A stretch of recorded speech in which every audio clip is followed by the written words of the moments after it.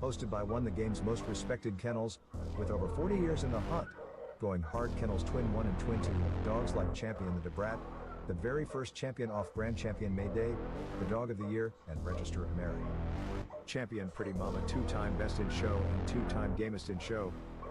Going hard's Bay Bay, Register of Merit, Damn to Champion What a Day, Champion Gus, Champion El Rod, Champion Yellowbird.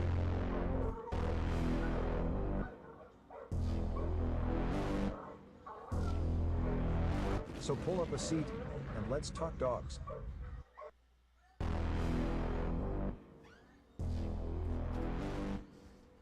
Let's talk about pit bulls.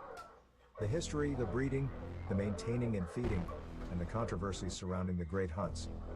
Come interact with the legends, and ask questions, and listen to their stories as we talk about kennels and dogs of the past and present. Hosted by one of the game's most respected kennels, with over 40 years in the hunt. Going hard kennels Twin 1 and Twin 2, dogs like Champion the Debrat, the very first champion off Grand Champion Mayday, the Dog of the Year, and Register of Merit. Champion Pretty Mama, 2-time Best in Show and 2-time Gamest in Show. Going hard's Bay Bay, Register of Merit, Damn to Champion What a Day, Champion Gus, Champion El Rod, Champion Yellowbird.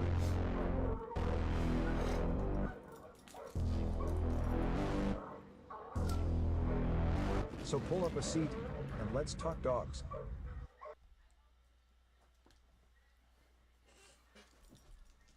Good evening.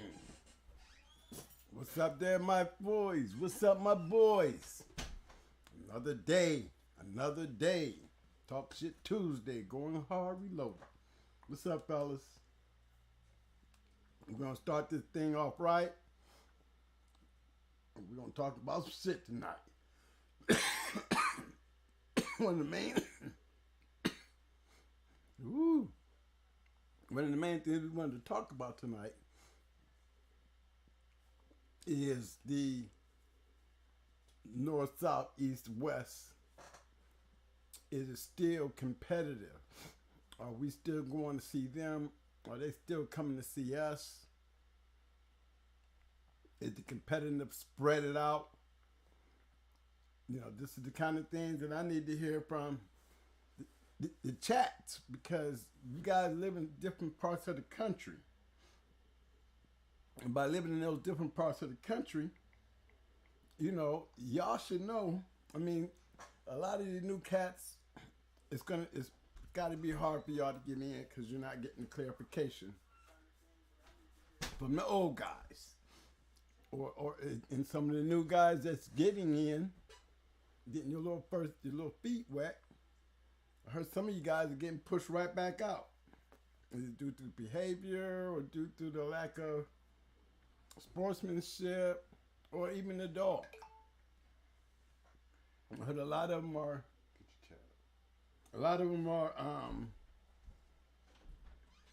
letting some in and then taking them back out. So my question is, like down here, historically speaking, you know, Florida gets kind of settled in their way where they feel like they don't want to have to leave home. You know what I'm saying? In historical aspects, there's a lot of guys up there in the top part. I say Michigan, Italy, Ohio. They get stuck on, you know, not wanting to make travel themselves.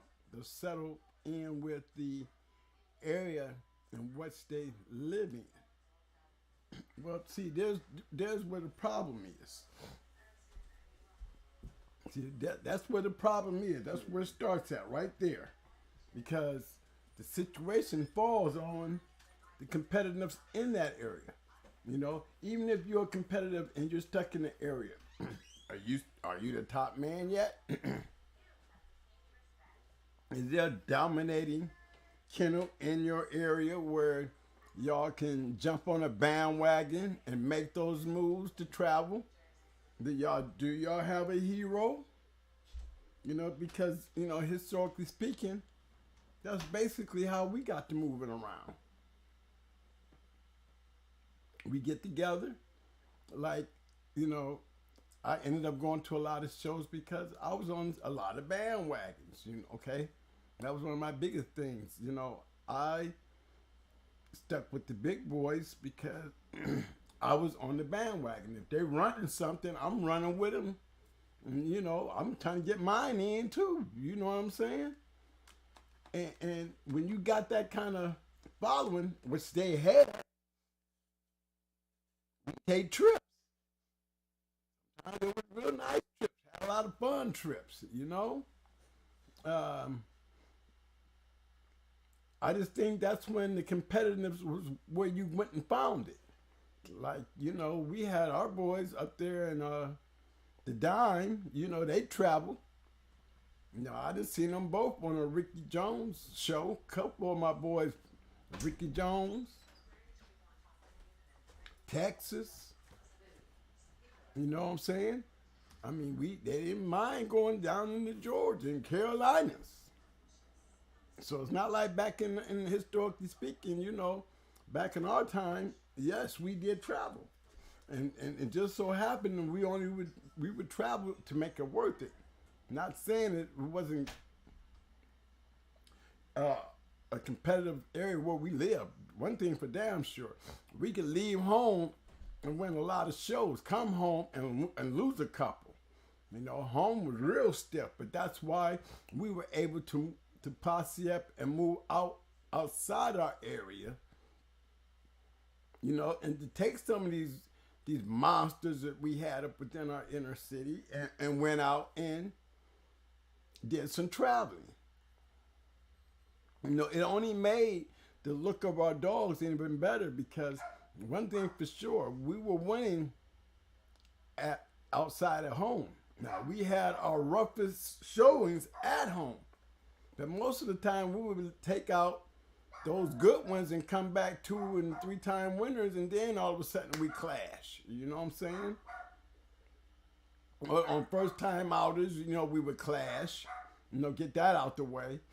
And then, you know, you can kind of tell what a high, you know, level bulldog looked like, and you just ride with that kennel. You know what I'm saying? And that's how we used to do it. You know, kennels ride with other kennels. We didn't have to be close friends or friends, but as associates, you know, that really keeps a lot of things going and keep a lot of us.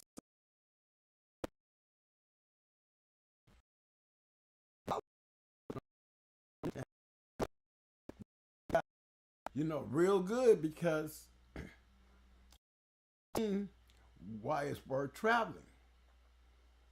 Because sometimes we can't get what we want at home, but we can get what we want somewhere else. Sometimes we would have to travel and go into their backyard, you know? And sometimes we didn't have to go in their backyard. It all depends on, you know, how bad you wanted to go play. So I think that was one of the bigger things that we enjoyed back then. Now, my question now is,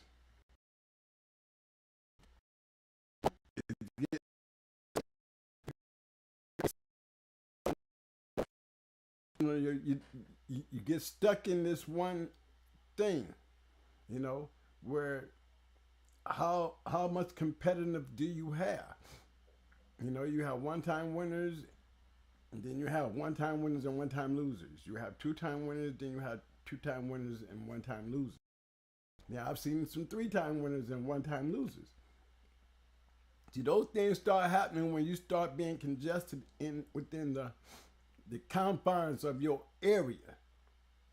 You know, because every once in a while, somebody wants to snooping down invade your area. This is when you're really getting tested. Is when somebody's making that long trip, or y'all taking that long trip to meet halfway to go see what it looks like out there in the woods. Now, once you get there, those are when most of your questions are answered. Then you start noticing, you know, because it's a long way to have to travel to get your head knocked off, because what you thought you was doing at home was in that level of competition.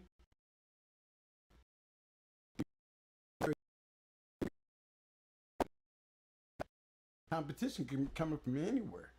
So my question is, historically speaking of the now, let's just take it like it's the now.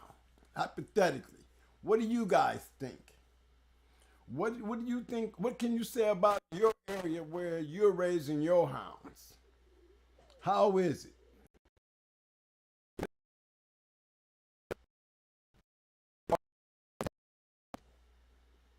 Do you have a lot of winners? Travel? Are they willing to travel? Do they travel? I mean, come on, talk to me. I'm going to be looking down, guys. When y'all see me looking down, it's because I'm trying to read these chats today, because it's all about y'all. And how is it out there for all you guys? Because it plays a big part to me understanding my direction of the underground. Remember, the underground is going to be able to connect a lot of things, especially when it comes to areas where we have a network, a connection. You know, remember our best dogs that make history is in the shows. And the dynamics leading up to the show. It's nothing like having to travel to go get something and then come back with that long ride being the victorious or best of show, game of the show trophy.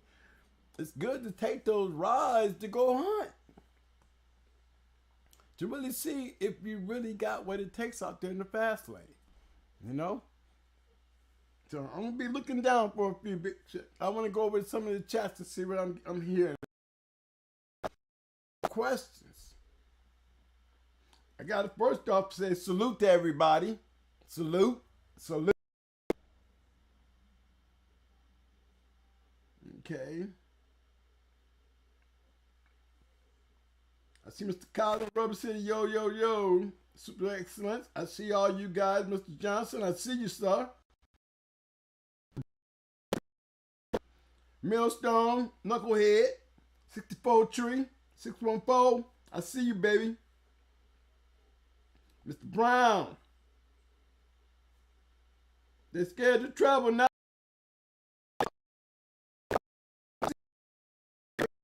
I can't say your name, Aspis, but I see you.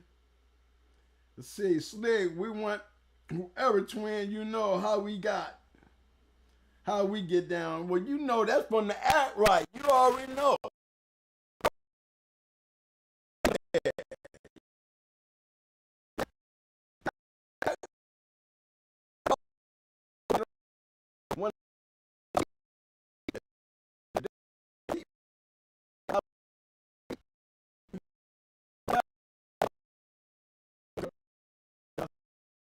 Grandma's breakfast every morning for at least 2 or 3 days. I come to your back door. You know, I just hate to take the expense in the cost, you know what I'm saying, to make them kind of long trips without some kind of, you know, compensation. Just, you know,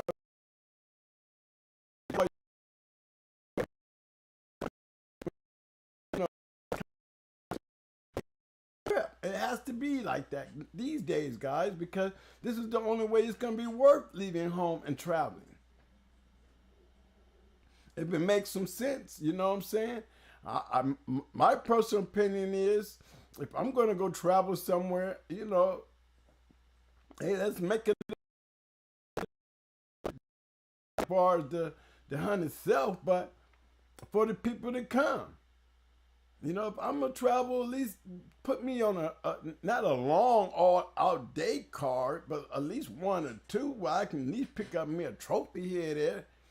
If I come in trying to smash some shit, I'm traveling, I'm coming with a beast. And if those believe in their shit, think they got it like that, and you know, those travelers are dangerous. They don't travel for nothing. Every once in a while, you'll catch one slacking. But the travelers always make the best shows to me, because they was willing to step out their element to come and see. So there you go. You know, those are dog men. I don't give a fuck win or lose. I gotta get my hat off to you. Salute, because that's a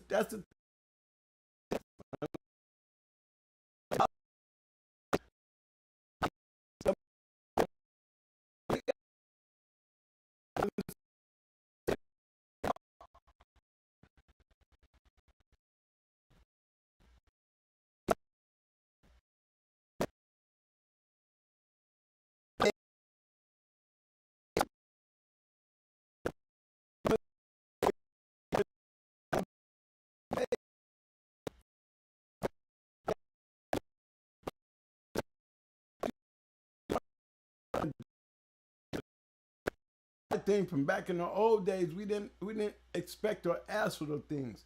But you know, as time goes on and there's new time, gas is high, you have to figure all that in. The wear on your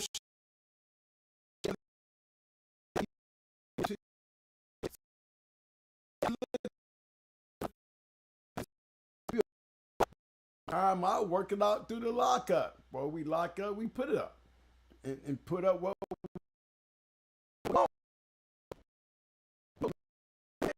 together, oh well. But when you sit at home and don't want to move your feet, you're going to have to start accommodating. Or you will continue to run into those areas where you're doing nothing but beating up.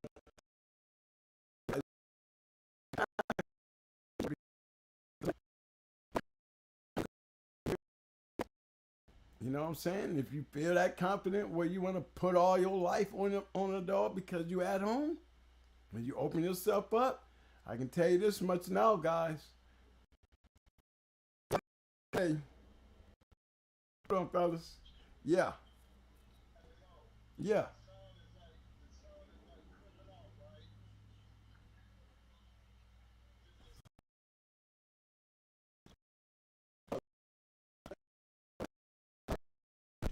I'm going up higher. All that today. Told you that earlier. All right, fellas. Mike said it was sound a little choppy. Let's make sure. Everybody thumbs up if it's not, if the sound has gotten a little better. I need to know, guys. Let me hear.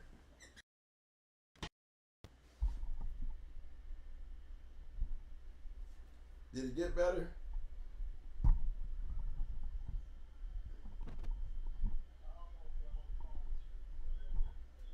All right. I can't see it with the chat. Hold on. Hold on, fellas. I got to check and see. I want y'all to tell me if the sound is okay.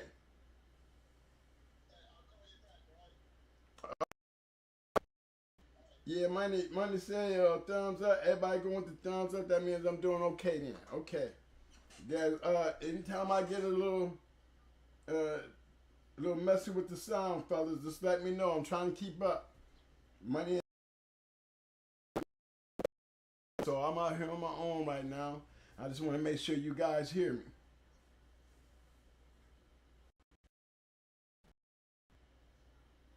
More check the sound, turn it down. Okay.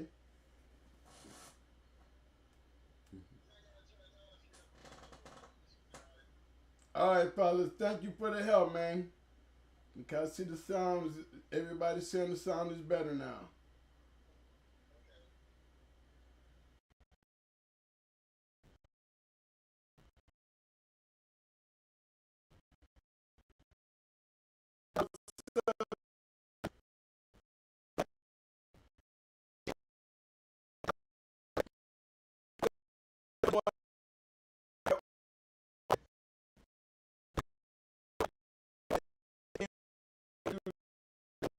This is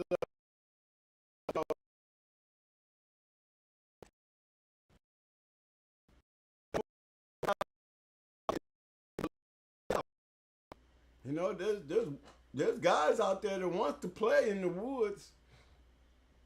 It's just some of you guys are acting like y'all don't want to move. You know, y'all don't want to move, then what do you guys expect? You know what I'm saying? And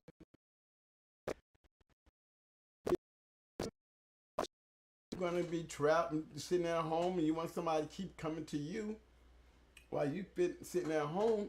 And to me, it's always an advantage because you're not spending the gas. You're not spending the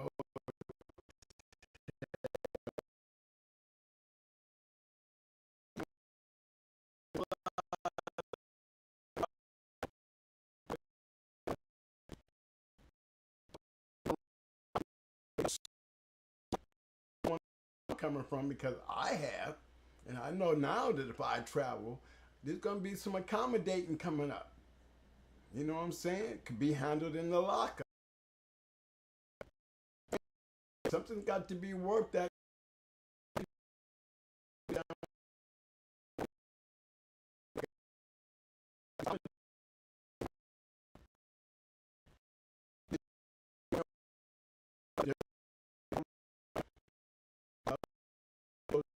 patience. Me personally, I put in, I would say, hey, whatever it is, if I'm going to accommodate you, I'm going to accommodate you at least 5. Five in that, just on the strength, you know. There has to be accommodations and agreements prior to even any agreement of locking up the play. There should be, especially when there's traveling involved. No more this running. Hold on again, Mike. What's up, man?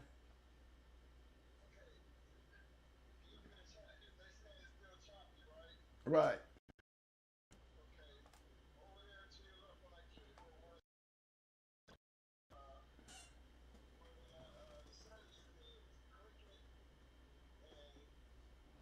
Turn off that eliminator. It's back to that mess again. Okay, where am I doing this at? You talking about the little gear thing?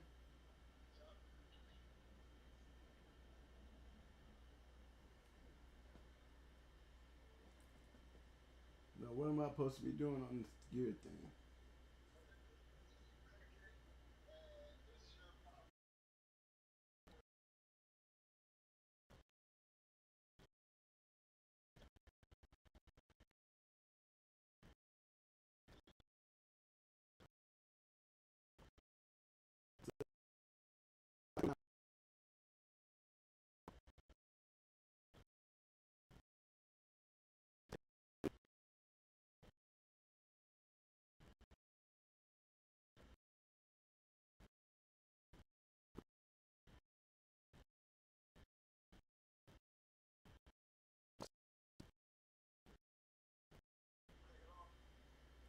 Okay, not yet. Okay, I see it here, but what I do? Just push trash?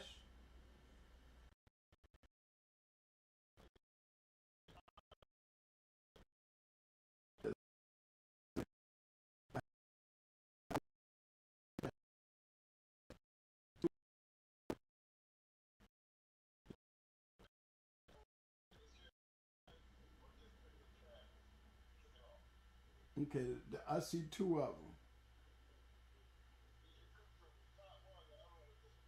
them. Okay.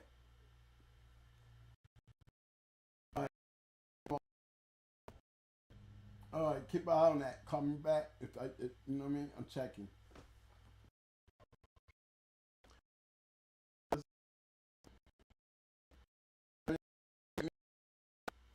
Is this any better, man, or is this still too loud? Is it still too strong? Let's try that one more time.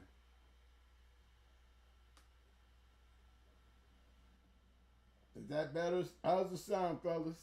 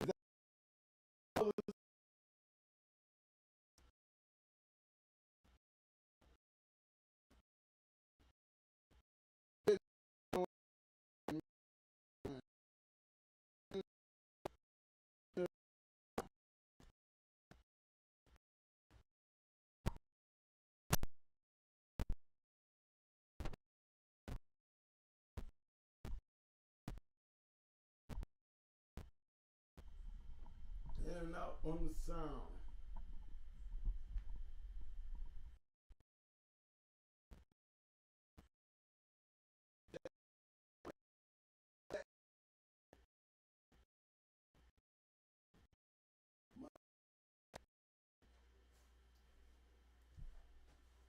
Mic check, mic check.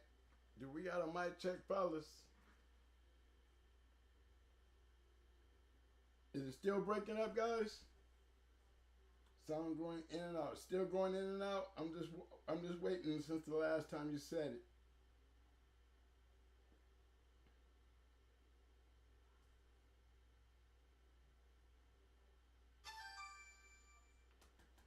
Yeah.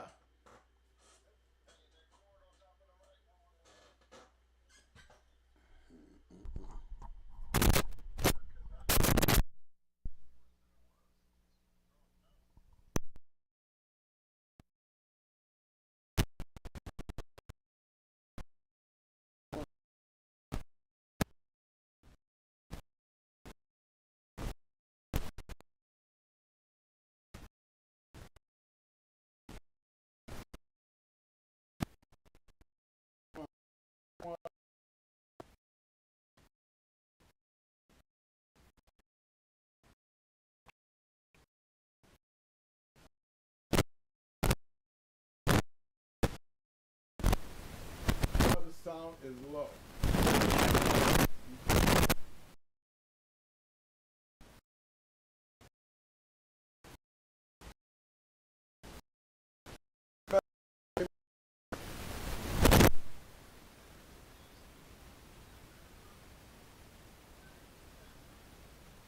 Funny.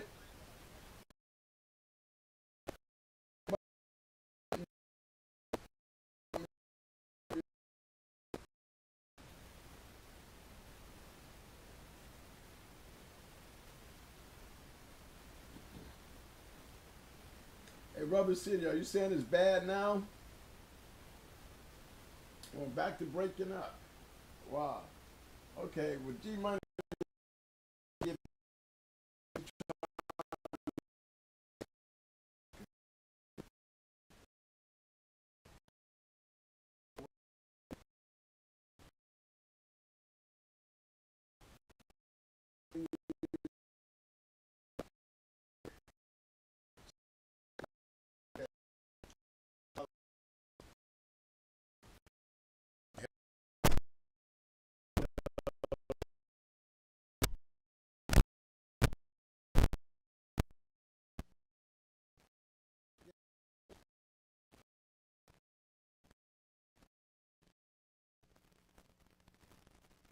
Okay, with Rubber City, I think the mic cord, yeah, I think the mic cord is tripping too.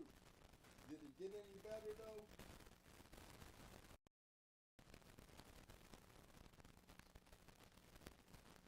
It's still cutting in and out. It's still cutting out, Pit Dog. 1, 2, mic check. 1, 2, mic.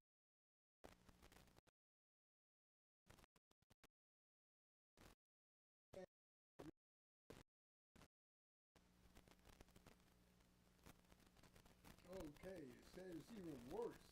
Oh my goodness. It's even worse. See, this is what I'm talking about. You got the dumbest guy.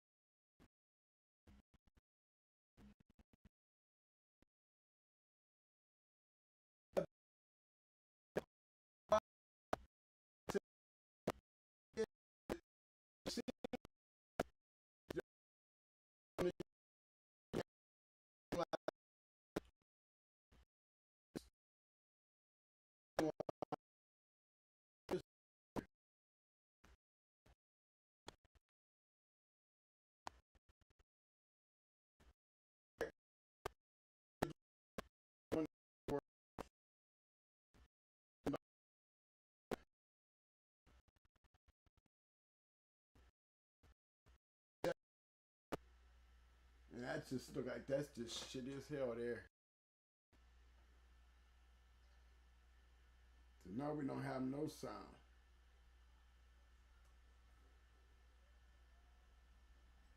Yeah, I can tell, fellas. This is some bullshit.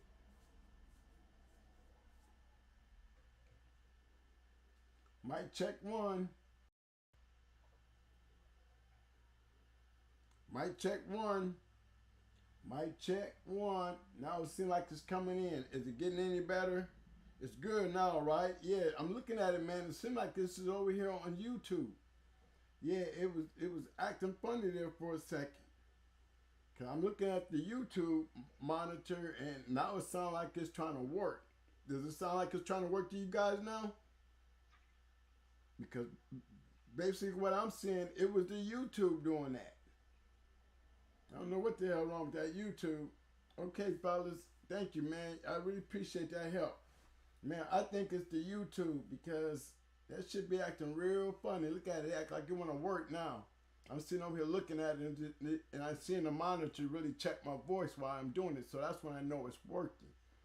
When I don't say nothing, this mother's still over here bumping like somebody's saying something. I know it's doing, making noise and shit. But good looking out, fellas. Don't worry, baby boys. I won't touch it. Hey, I'm sorry about this shit.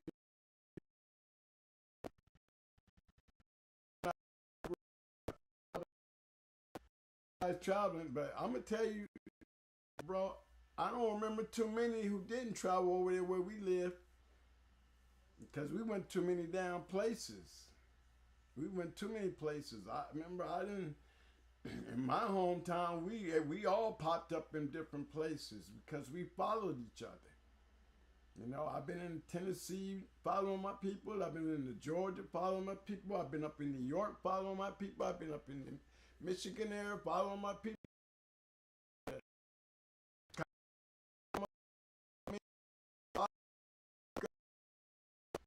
My spot, we travel. We travel. Even when I was down here in Florida, I did a lot of traveling.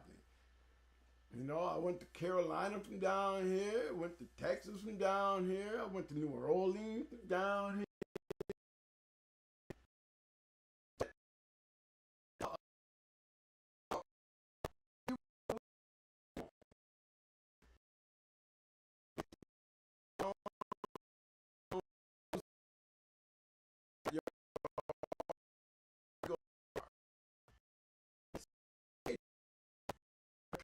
Down there on two down there and busted their ass. One of them was Grand Champion Satan. And you know what I'm saying? So we done seen some good ones now when we travel. You know, like I said, when we travel, we won a lot. We have to deal with home. You know what I mean? They had better chances winning outside of home. That's how high our caliber dogs were. And that's just keeping the bottom line straight.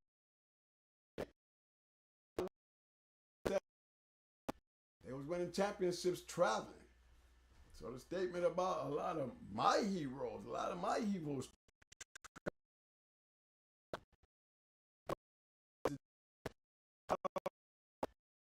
you know, even I travel.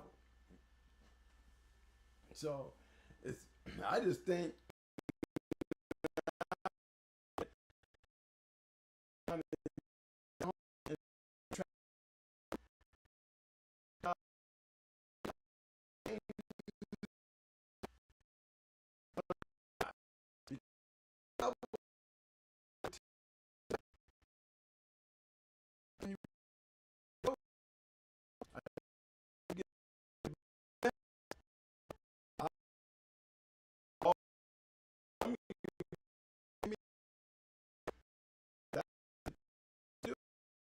the trip, I mean,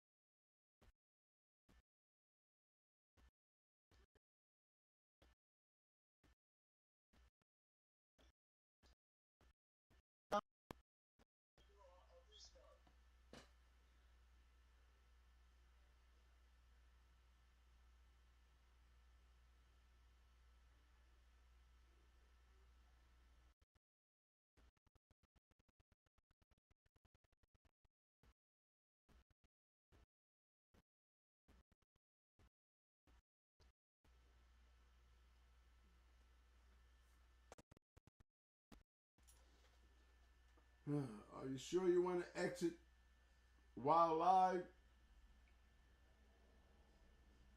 Right? It says, you sure you want to exit while live?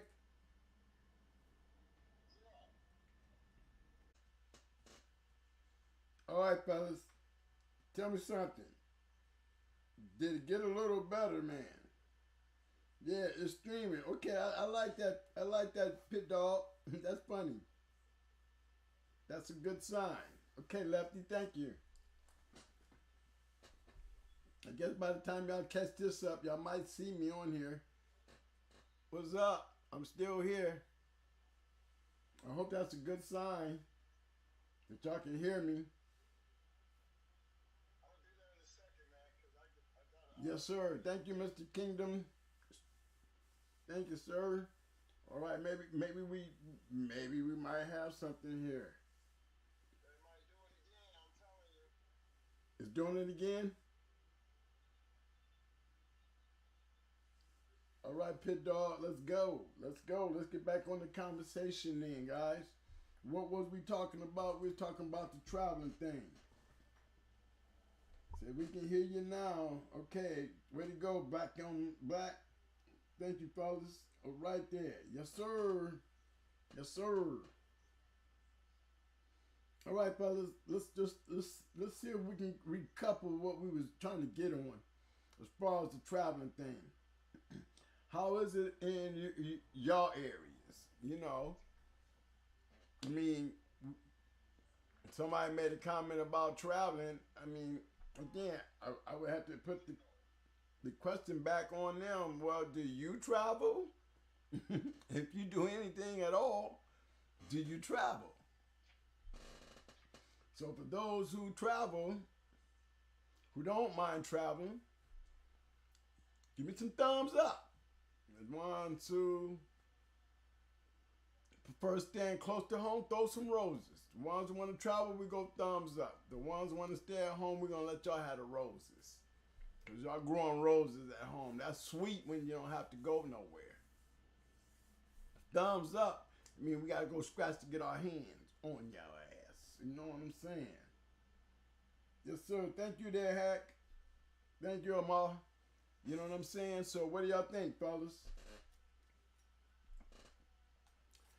Would you prefer to travel, or would you prefer to stay at home, or would you be willing to travel? Preferring to stay at home though. Okay, Pit Dog. Pit Dog said, I don't give a damn. I'm going both ways. I don't give a damn. I gotta travel to get me one. I stay at home get me one. Don't matter to him. Okay? Because he got thumbs up and roses. That's a dog man right there. Okay, homeboy, Back in Black. Back in Black said, here come get your ass too. Back in Black said, here come get your ass too. I think he should be accommodated when he come. That's all I'm saying. Rubber City said he'd get on the road and go get some ass too. Still saying, we travel, we should be accommodated. Rose petals should be, them roses should be turning into cash cola. You know, to take us some of that travel expenses we have to go through to come to you. You know what I'm saying? That should be considered. That should be considered. For those who can travel, I'm pretty sure you can go both ways. Those guys that travel, they don't mind being at home, but they ain't gonna let that stop them from going out there and go get somebody, because they hot. See, when you hot, you don't give a damn where you get it, as long as you get it. And a lot of us that travel, we don't want to travel to go into no bullshit. You know what I'm saying? We don't want to come in there and have to knock your ass out in 30, especially when we looking for a game, a great show. You know what I'm saying? A lot of them make them good travels, man. They travel with a hell of a dog. I'm trying to tell you. Not everybody, depending on the level you want. Remember, anybody on any given Saturday can lose in a hunt. Anybody. You know, you don't know until it becomes a historical fact that, you know, prior to that, it's not a fact. So whether you travel or sit at home, you know, it's still at any given day. And I think a lot of it does have a lot to do with the players involved and the players that and the tools that they're bringing. You know what I'm saying? I mean, it plays a big part. I got allergies. Sam's back. Okay, everybody's saying Sam is back. Hospitality was a way of life down south. Yeah, and it used to be, man. You really used to be. We used to have some pretty nice ones. We come in, man, and you know, them Carolina boys do barbecue. Them Georgia boys, they do barbecues, and damn near get you drunk before you go in there. You know, they want to eat good and they want to drink good. You know, when you're on your business, sometimes you got to be like, hold up, because they party hard. They party hard. They eat good. And that's a good accommodating shit, too, to go and see somebody open up their doors and feed the people who coming in. You know, at least feed the people who's traveling down that way. And I've seen that type of hospitality. Yes, I have. Yes, I have. Yes, I have. And I've seen hospitality to the point where, you know, there was so many to a side that came down, man. If you came down with a certain group, you know, they let you, hey, y'all done enough. Y'all come on in. Everybody who wants to posse up and come in and see a show, you know, they come in and see a show out there. But, you know, they would have to, you know, handle the dough. So it's all on how you want to control the hunt. That's the most important thing. I think traveling works good. The WV, baby.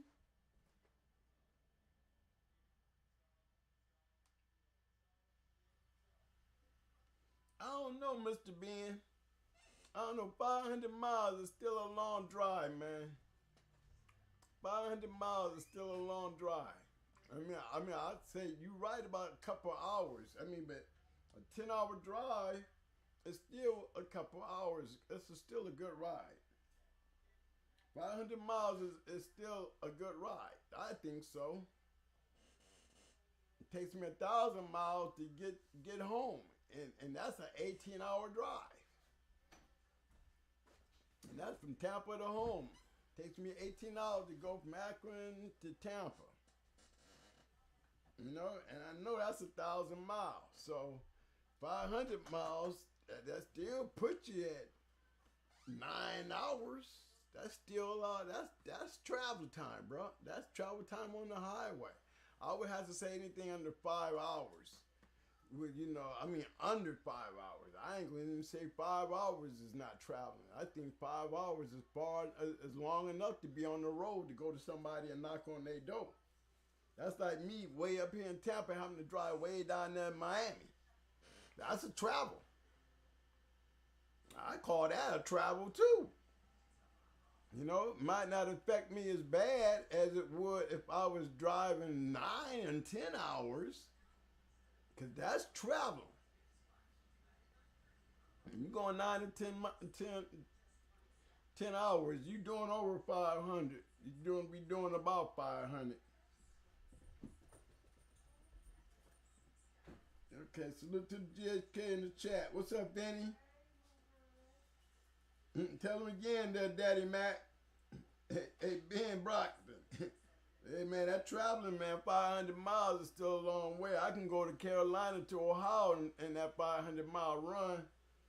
And that still used to take me 6 to 8 hours, depending if the mountains was moving. Sometimes they always seem to have an accident up there around that Mount Airy area. I used to hate that long ass hill coming down. Now, my other question still falls under which way would y'all? I sent a couple of thumbs up.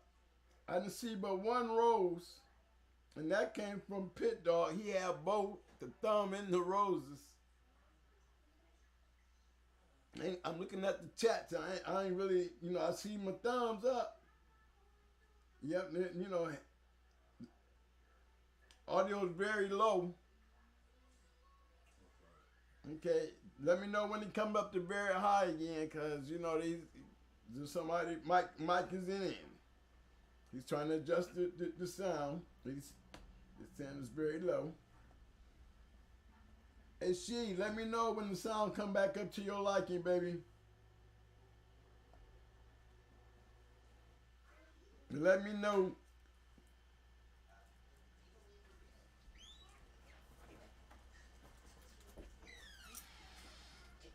Hey, what's up, Eric?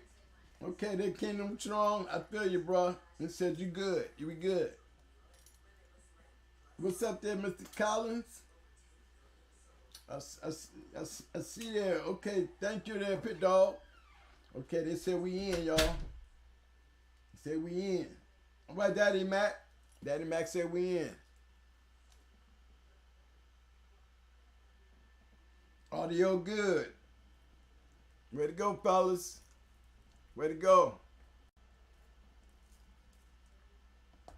Man, I'd be so glad when we get this sound thing together, man. We didn't got the videos right. You know what I'm saying? Video ain't doing too much crazy. You know, every once in a while. All right, then, Knucklehead. Thank you, bro. He said much better. You know, I would just like to do a nice ass show one day, man, where we wouldn't have the technical difficulties. Meanwhile, it's like, thank God he's here. You know what I'm saying? He comes in, he flies right on in like Superman. Now sit back in your chair and preach. Okay. And push that mic away. So y'all want me to sit back in my chair and start explaining this stuff to you because I'm too close to the mic and I be getting excited. Maybe I need to sit here with my blood pressure machine and just face it to the camera so every time I got hot, y'all watch how my blood pressure go up. And as I get closer to the mic and start putting my voice all up into it, watch how my blood pressure go up so I can be screaming, y'all just throw me flowers, goddamn, in case I drop dead in the middle of this. I'm gonna scream. I'm gonna holler because I can't control myself. Especially when I'm trying to put it out there. You know what I mean? I mean, I just can't, I call this being cool and shit. You know what I'm saying? You know, and it's like right now, I'm looking at it like, okay, I'm sitting back in this chair and I'm trying to get some words in as far as, having some good shows and whether we travel or, or y'all traveling in the areas and where y'all will travel. I mean, could any one of y'all travel from down here up in from where you at?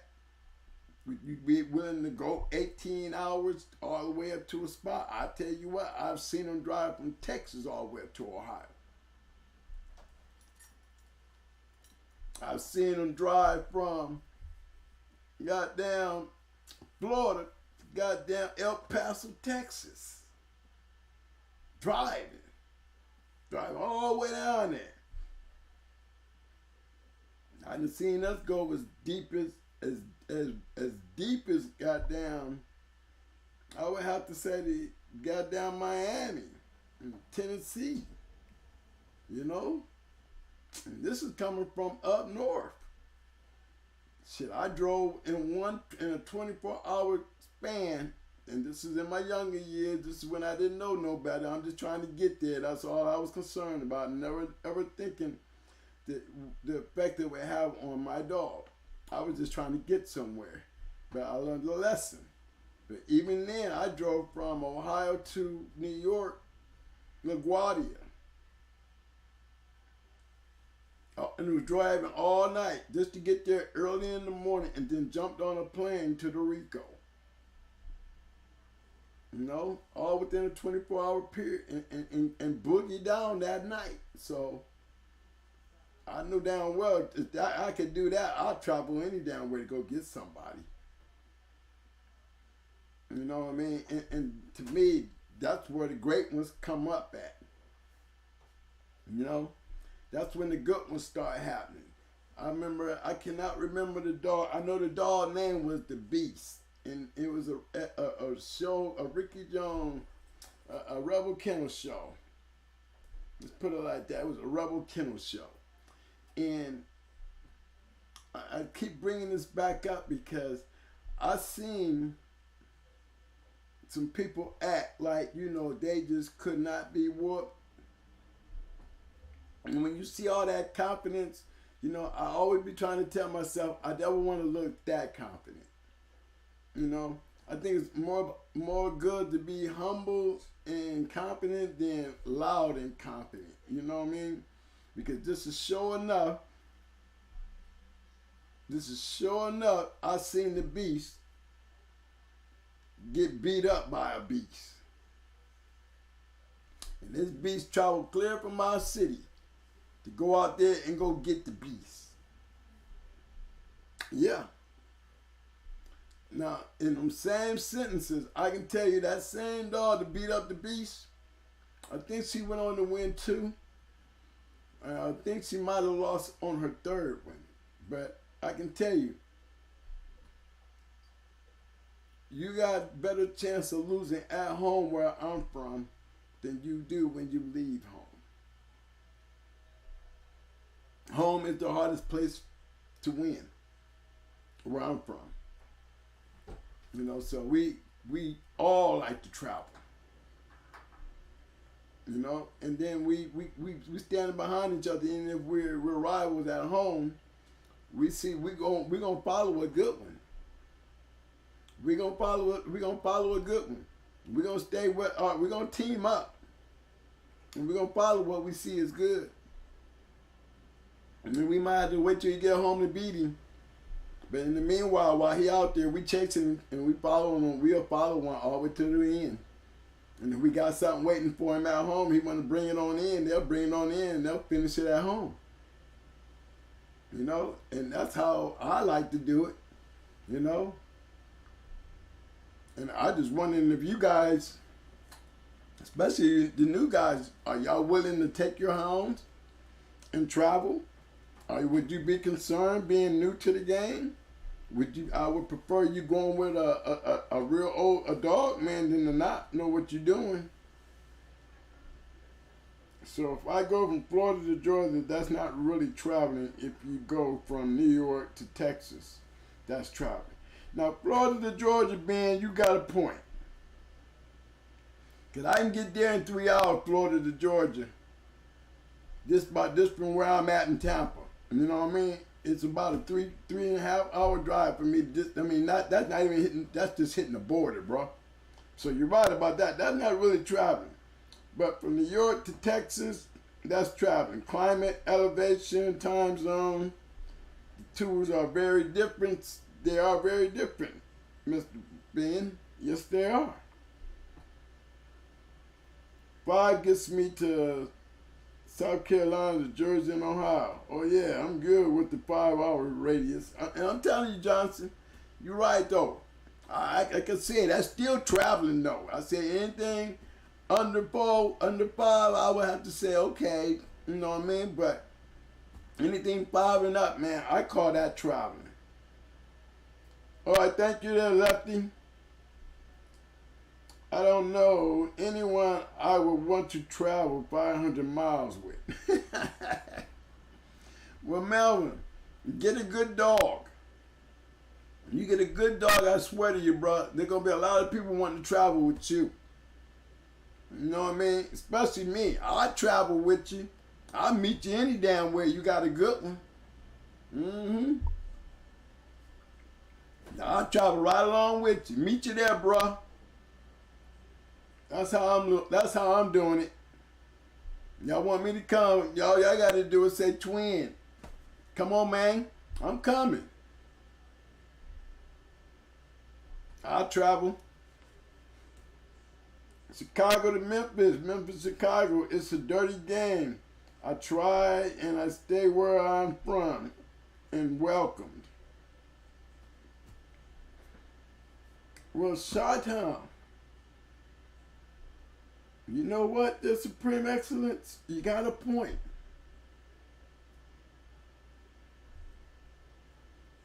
I try and I stay there. Okay, Chicago is a dirty game.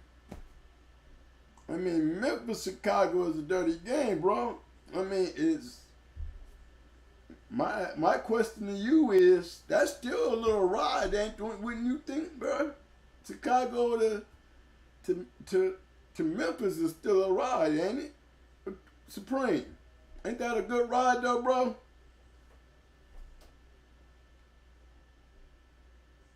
Okay, 500 miles will get me to the north, to North Carolina from up north.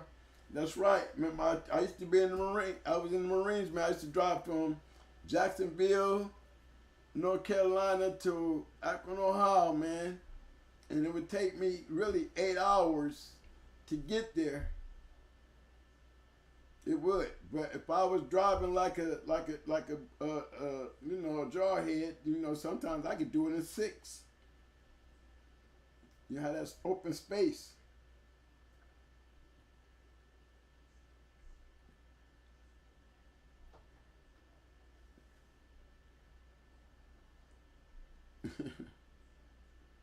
Your heart broke up, brother. Okay, let's see. Very true. Can't be no coward traveling in this game, period. So can't. Guns and ammo, gravy train. Okay. One's alright. That night, the other, you better show up a few days early. Yeah. Yeah, I'm a firm believer in that over, that long ride. I mean, 5 hours and over, I'm trying to get me a room.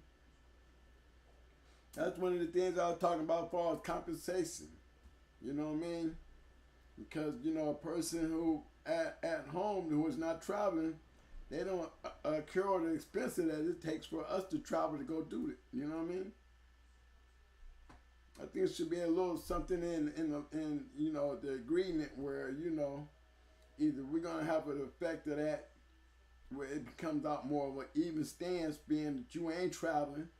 You know what I'm saying? Then I'm going to take my travel expenses and we're going to negotiate that shit on the hunt.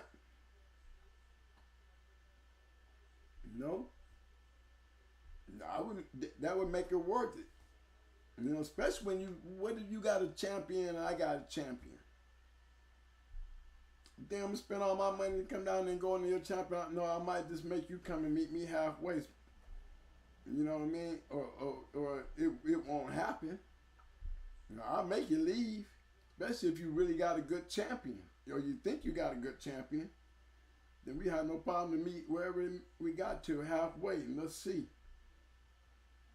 It's always those kind of conversations that, you take a man out of his backyard and, you see what kind of bulldog you really got. See, I'm one of them kind of believers too. You think you got one, you might have one just good enough for the area you in. But you come outside that area is not the same where you step out that zone. That there's a different type of zone out there, especially when you got it all freely moving around like the air. At any time, you can call one of them badass killers can crawl up on you, and you got to be ready. Remember, you ain't really supposed to care because your dog can't read. So it really shouldn't matter for those who think, it changes anything. It only changes anything on the human factors. It ain't gonna change shit when it comes to the dog because the dog don't know no better. Okay, one that can travel and perform is special. And I'm in 100 agreement with that. Because it's real hard. It is hard to do. And those that I've seen travel and still win with no accommodations now. Because see, I'm pushing for the new. I'm pushing the game to make it more of an accommodated thing. For these who want to stay at home and back yourself into a corner, make everybody come see you, then there's gonna be some accommodating going on. I think it should be some accommodating all the way around the board. If I'm traveling 5 hours or more to your back door, you don't have to give me something more than a meal. I got people trying to follow me. We shouldn't have to make the house rich by giving them the show that it takes for us to be there to get. So, I would start looking for accommodating factors when we start guys being stubborn, don't want to travel and want us to come to their back door. They're gonna have to start paying for that. If they don't want to pay for it, leave them right there where they are.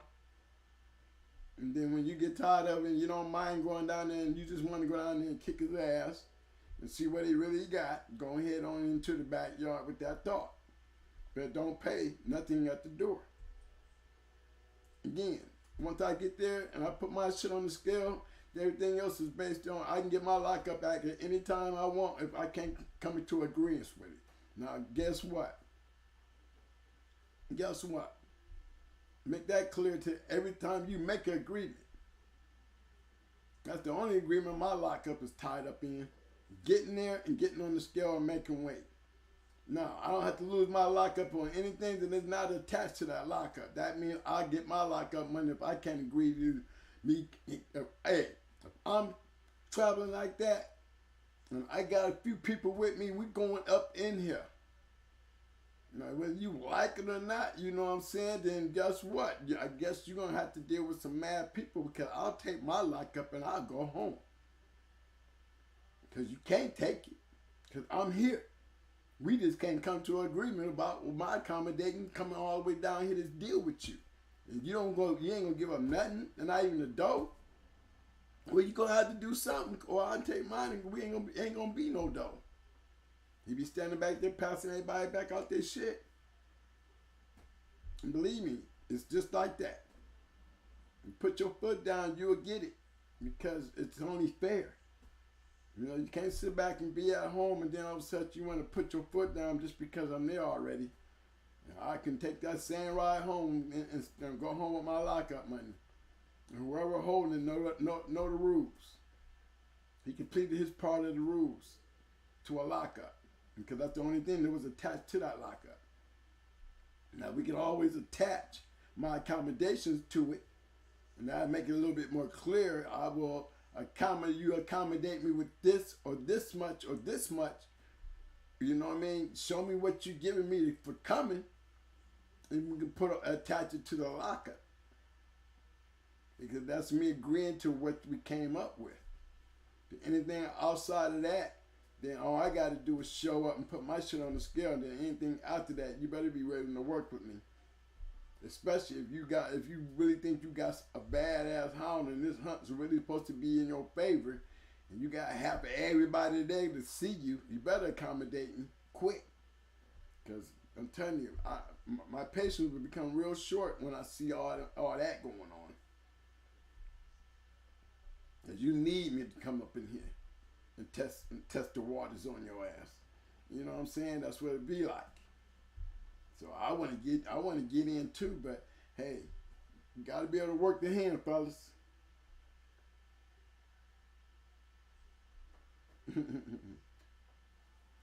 Reasonable negotiation for both ends can make it happen. That's right, Chico. That's right. It's got and here's my point when I say that too, Chico. You gotta remember, man, on both ends, but keep in mind, man, we are the travelers. You know what I mean? Negotiation should go more in our favor as far as what we're asking for in the negotiation. You know, it shouldn't be a bonehead or a stubborn issue. This depends on how you travel and who you're traveling with. Because again, we have riders. We have riders. That means in our town, when we have a winner, we travel with our winners out there. I've traveled with every kennel in my town to go show up and bet on them. Yes, I did. Yes, I did. I bet with my hometown, and I can tell you, I won more than I lost. Yes, sir. And a lot of them you pick up the journal and you'll see them champions all over the journal, right out of our little town there. And then none of that shit happened at home.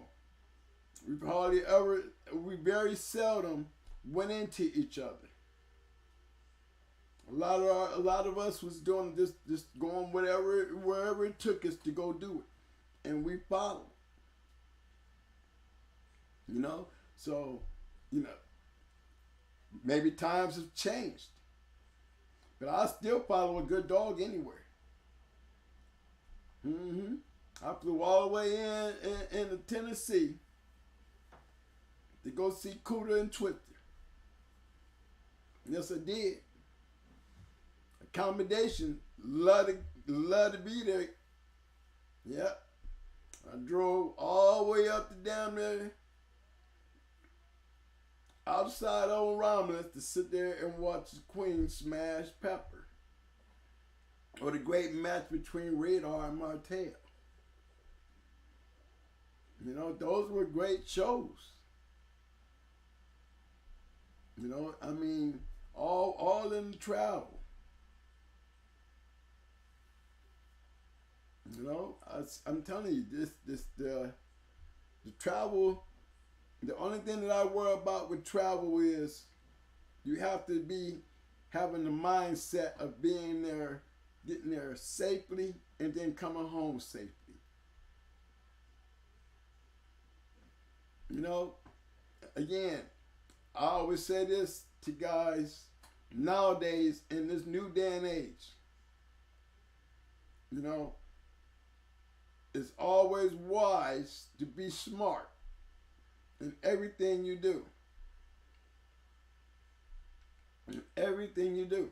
Because remember, when we travel, we are still walking into an unknown situation. You know, we have to literally look around and make sure, you know, that you have to really these days check yourself, you know, in where you at in the situation that you dealing with. You know what I'm saying? Because I don't want to deal with nothing careless. I'm going to tell you something about the shows that I had to see, you know, and have to, you know, we didn't already had to run out on and shit like that, man, is carelessness. Carelessness. Remember, we're traveling to go to these places, and so we really don't know. But I've traveled to places and seen where carelessness has got a lot of people and a lot of, you know, things went wrong, and it wasn't that cool because of carelessness. I mean, putting everybody at jeopardy. I mean, the days of going in and regardless of how we get there, y'all have to make sure that those people that come there, man, got to make it back. And to walk in and see how careless some of this shit is, because once you're there, you're there. And that's the problem. Once you're there, you're there. We need a little bit more understanding on making this thing a whole lot more secure, being there. You know, that's just the bottom line. The basement is going to be something that the basement's going to be a shocker to a lot of guys, and definitely the old school guys, because this basement's going to be handled a little bit more different, understanding that there's too much on the line, so there has to be adjustments and changes. Bottom line, and there will be adjustments and changes to the game.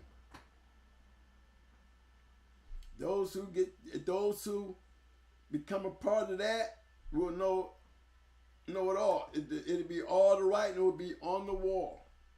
But those who wants to figure out what's it going to be like in the basement, believe me, when you get that card is going to come with a whole material thing for you guys to understand what it's going to take to play in the basement.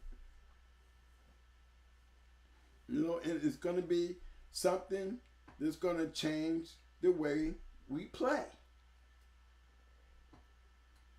And it's got to be a better way, and it's got to be a safer way. And it has to be a way that everybody has to stay safe. That's the most important thing.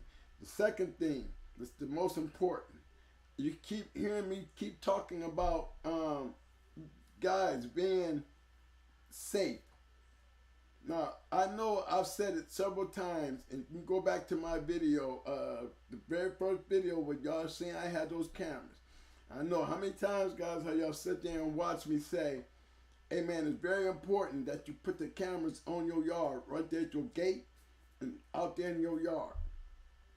You know what I mean? Put a lock. You know, if you got a fence, you know, you don't have to have a lock on it. But if it's wise to have a lock on it, don't, you know, put a lock on it.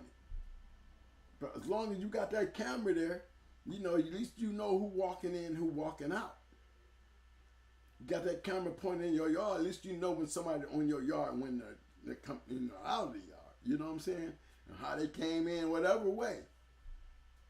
And the only reason I'm bringing this to your attention is I had one of the guys call me and we was talking and he told me he was out at home and he come home, you know, he got a yard full of dog catchers and highway patrols at his crib. So my thing was to him, because he had a gate and his gate was closed. But when he get home, the patrol ain't in there, but animal control is in his yard. You know, and you know what? I explained to him right then. I said, let me tell you something, brother. If you would have had cameras there, first of all, if you had a camera there, I wouldn't give a damn what they found. If you got them on camera opening that gate, and they took it up on themselves to do a welfare check because they thought they could open up that gate and walk in on your yard, and you got that on the camera, and as soon as I walk in the yard, the first thing they want to holler at me, your chains are too heavy, or that your dog ain't got the proper house. Guess what I'll be saying? Guess what I would be saying? I'll be telling them to get the fuck off my yard. I don't want to hear none of that shit. Now, you can go ahead and try to exercise your rights as a fucking dog catcher by opening that gate and walking in on my yard, thinking you're going to stand there and talk that shit and make it sound like you know you're going to extract your authority on me, knowing how you walked in here because I got it on my videotape. You better understand, act like I understand the law and get your ass out of here and take that thought with you. Or you can go ahead and play police all you goddamn it want, goddamn it, and I'll make sure I deal with you in court. Why you think them highway patrolmen never came on the yard? Why you think they didn't never come through that gate? That was the question.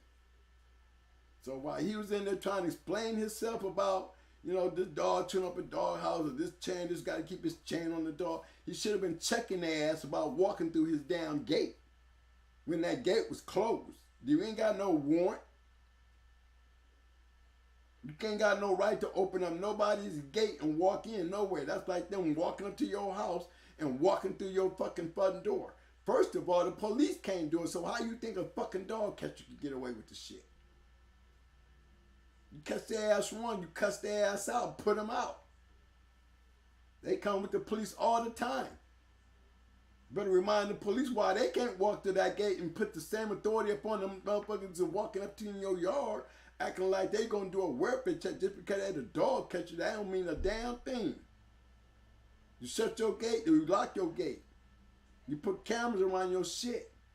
You don't want to lock your gate, then you put a camera there.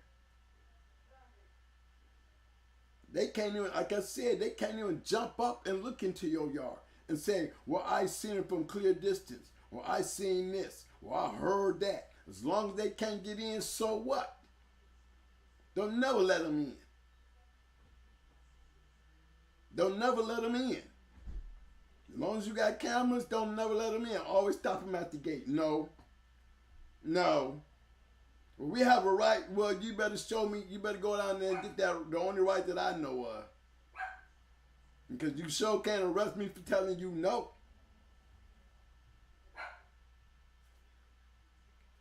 You gotta put all that shit on. You got a camera there. You want to record all that shit. You need to record it. And this is what you guys got to do to stay safe. A damn neighbor called down near half a mile down the street and got some puppies outside barking, and she wants to call the damn animal control. They hear a couple of dogs barking and shit, and the next thing you know, they got the state patrol all at the Voodoo house. Thank God they ain't had nothing wrong going on there. But that just tell you, even the most laid back, quietest person in the neighborhood, still, you don't never know when it's going to happen to you. So always act like it is going to happen to you and do something about it to keep it from happening to you. So when it do happen to you, you prepare. You know? One thing about it, before they came up on my shit, it took him to tell a lie to get me to go get that piece of paper. And I told y'all the story on how that one went. And that's probably why things went the way they went. But it had everything to do with that video. Everything to do with the video. The video saved my ass. We all have control over our videos. If y'all understand what that means. You have control. You can leave on whatever you want to leave on your video, or you can let it record over whatever you want to record over. You can delete whatever you want to delete.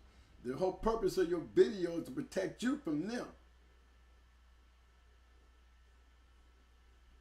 I mean, I know we don't need a damn rocket scientist to understand that much. You understand what I'm saying? Use your video to protect you. Don't get lazy and get sorry on something you can do that's so easy, and that is control what you record and delete what you don't want to keep. Make room. Let it roll over. But hey, I never let nothing roll over that needs to be handled right then. Never. But these are the things that we have to do. You don't understand when I say that. But down there in the basement, these are the things that's going to have to be done. It's going to be more of a goddamn seminar to keep everybody safe and everybody, up the game, but you got to keep everybody safe. Safe is the most important thing in all this. Doesn't mean nothing, man. The first time somebody get damned up, man, it's going to make all world news. And we don't want that. We don't need all that. I don't want to come to your town, man, and have to sit out there, man, and next thing you know, I got 100 people in the middle of the night like we going to a night funeral no more. That shit right there, I wouldn't do it. I'm telling you now, I wouldn't do it. Them days doing that is done for me. Especially when I'm coming to your town. You can sit there and say, y'all own the sheriff, and that ain't going to be good enough for me. Because 9 times out of 10, we get it in. It's that one time that costs us everything. Costs us everything. It costs us everything that we put into it. And there's a couple guys out there that know that. From Carolina to Michigan, to New York, to Georgia, PA. If you've been a dog man as long as I have, at some point, and the way we were playing, and I ran into it 3 times for us for sure. 3 times for sure. I might be even forgetting the 4th time. But I know in each one of those situations, I watched a lot of good dogs go and a lot of good guys go to jail. In each one of those, I can tell you where everything went wrong at.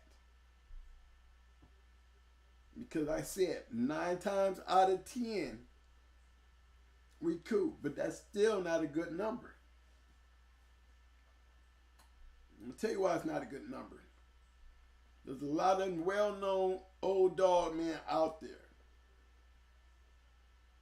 A lot of them out there. They got 3 strikes in this shit. 3 strikes. They can't afford no more strikes. It's like being a dope man that can't stop selling dope, and now they're going to call you a career dope drug dealer.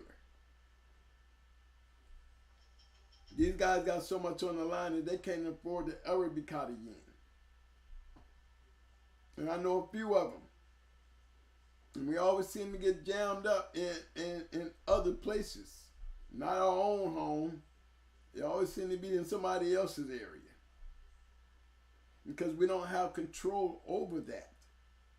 This is what the travel has a lot to do with. Yes, traveling. It's a shame to see somebody travel to my spot and get raided. But they drove all the way up here and traveled to my shit. Now they out here, they picked up a charge. A legal charge.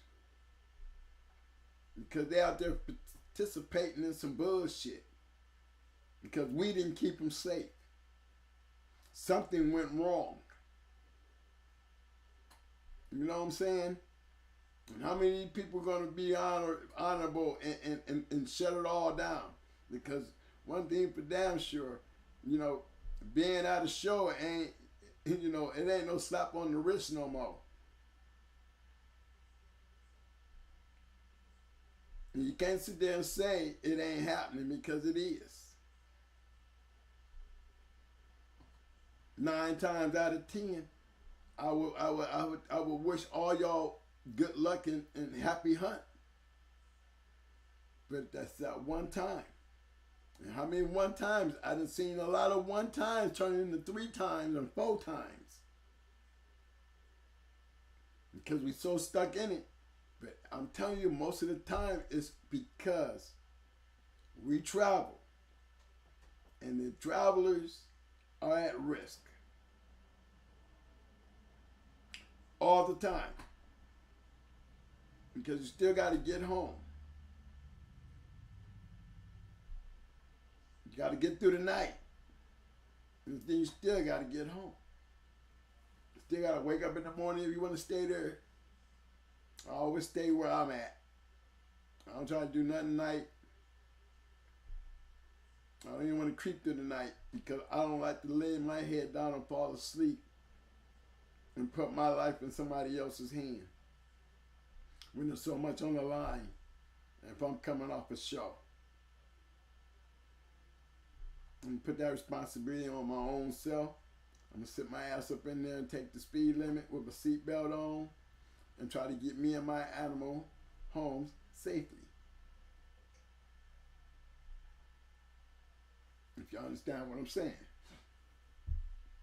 So when we talking about what's the rivalry, is the rivalry still strong enough that we will travel? Is what I was asking today. And I'm still asking my dog men. Is my chat still running, Mike? Do I need to press my page? Because I'm trying to see what's in said. See, the last one I got is reasonable negotiation for both ends can always make a difference. That was Chico a minute ago. I mean, that was a while ago.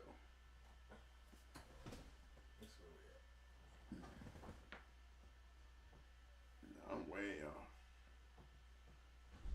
Either thing, don't do dumb shit in the States. Leave the internet where you found it. That's great. That's right, Mr. Brockton. But it. Let's see. It's all it takes. Yeah, yes, sir.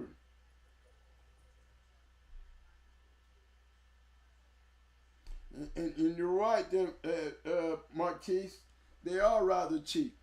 I mean, the ones that I got, man, they do 360s and shit, and I think I got them for $60. And some nice white dome ones. You know, I give y'all the information. I put it up on one of the shows and shit.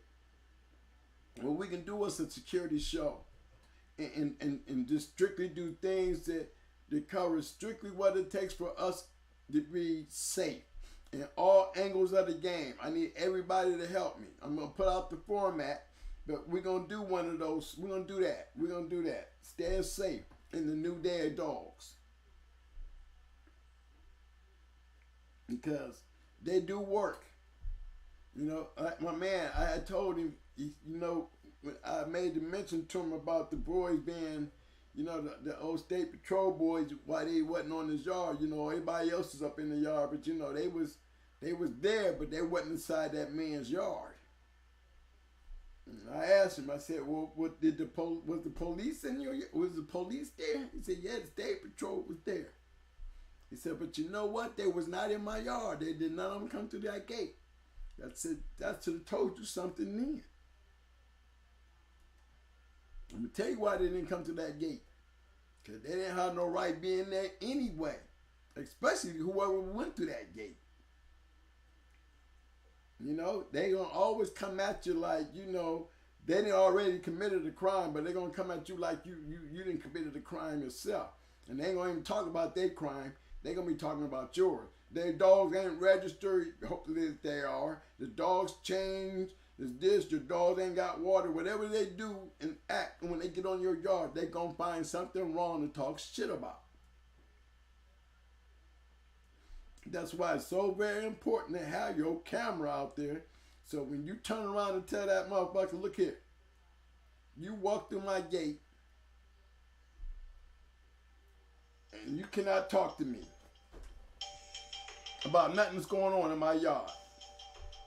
And that's just flat out. You're going to, first of all, you want to talk to me, we're going to talk to me on the other side of this fence. And you're going to walk your ass back outside this yard. And if he's got some police there, you better tell the police that you need to coach him, or whoever the hell it is, on your yard to get their ass out there with them. Because there's a reason why they ain't on your yard.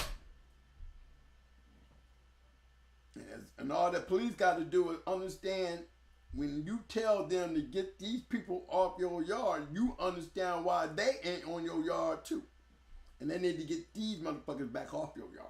We don't even need to discuss nothing on my yard until you get off my yard. Because once you get them back outside that gate, then you shut that gate and then you make it clear to them. I don't give a damn what you saw inside that yard because you shouldn't have never walked your ass up in there. Now, I'm going to go ahead and pull this tape. I'm going ahead and make me a copy of it before I say another word to you. They sure can't stop you from walking away from them. Can't nobody do shit. But if you guys know that, and for those, why it's so important, the cameras don't mean shit if you don't take care of your own shit. You know what I'm saying? How many times you done went out there, man, and your dog done knocked his pan over? You know?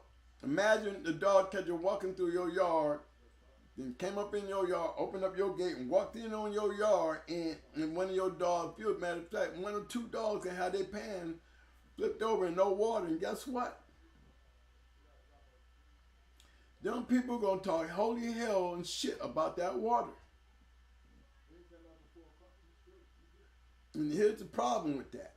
If you ain't on camera showing that you put that water out there early and that dog was lacking the hell out of that water, and then that dog grabbed that pan and flipped that pan over, or chain got over that pan and pulled that pan and flipped it over. However it got out, however it happened, hopefully you got it on film to show you give your dog water.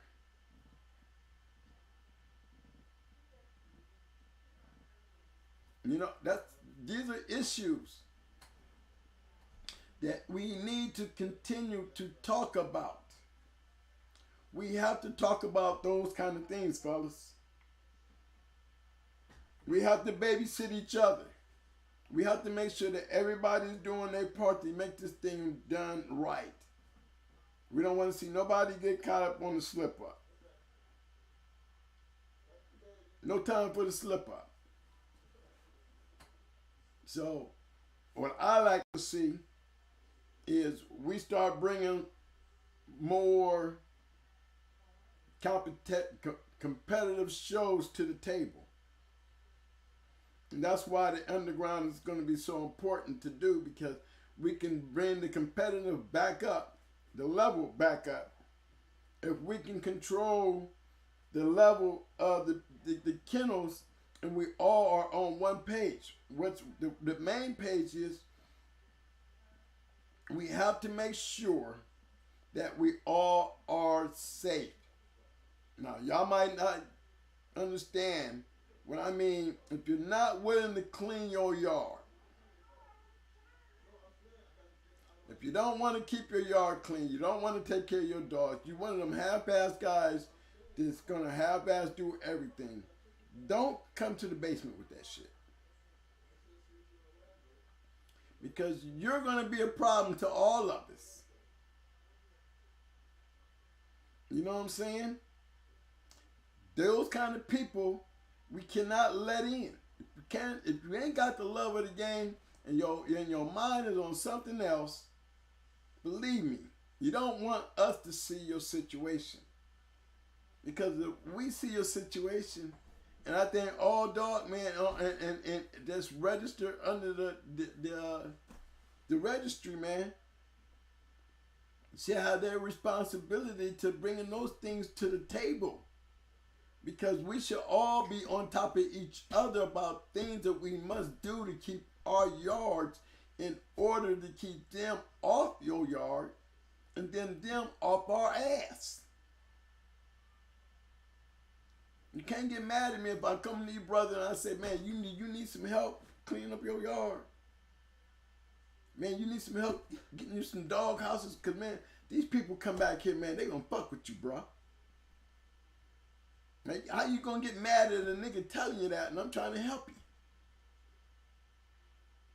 Because they fuck with you. Guess what, y'all? Guess what? They fuck with him. They going to fuck with us. Because all that shit he got going on over there, boy, you know what I'm saying? We got, when we start talking about what happened when you get your foot stuck in a trap, we sure can't depend on us getting our foot out of it. That's for damn sure. Get caught in a bear trap, you cannot get out of that motherfucker by yourself. So I'm wondering how everybody else to get caught in them motherfuckers get out.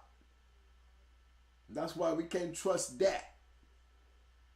If you fuck up your yard and they fuck with you because your yard is shitty and fucked up, then we got to worry about one man off the back, right off the back. Knowing it should be registry pulled and everything. Everything needs to be pulled. Because we cannot take those kind of chances with those kind of people that's going to cost us trouble. If you're going to play the game, play it at home right. That's going to keep us all safe at night. Whether we go from Carolina to California, you know, it's hardly ever that I've seen it, but I've seen it. I've seen them come across the country before. You know, and sometimes I've seen them come all the way across and meet halfway. I mean, I'm talking about way up Connecticut, coming all the way over there to North Dakota. Meeting somebody from the Cali. In that hot ass, dry ass place. Humidity not like the South though. But this is the things that goes along with the traveling. All this works hand in hand with traveling and where we go and what we do and how we gonna do it. You know what I mean? All that plays hand in hand. So when we start talking about the North and the South, do we still have that rivalry? East and the West? Is it even a rivalry now? When was the last time we didn't see two champion West Coast and Midwest run into each other? Okay, when was the last time we seen two champions from the East Coast to the South? When we seen one of them run each other? Anybody seen anything like that lately? Any grand champions from the North meeting any grand champions in the South? I mean, these are good points, good questions. You know, does it happen anymore?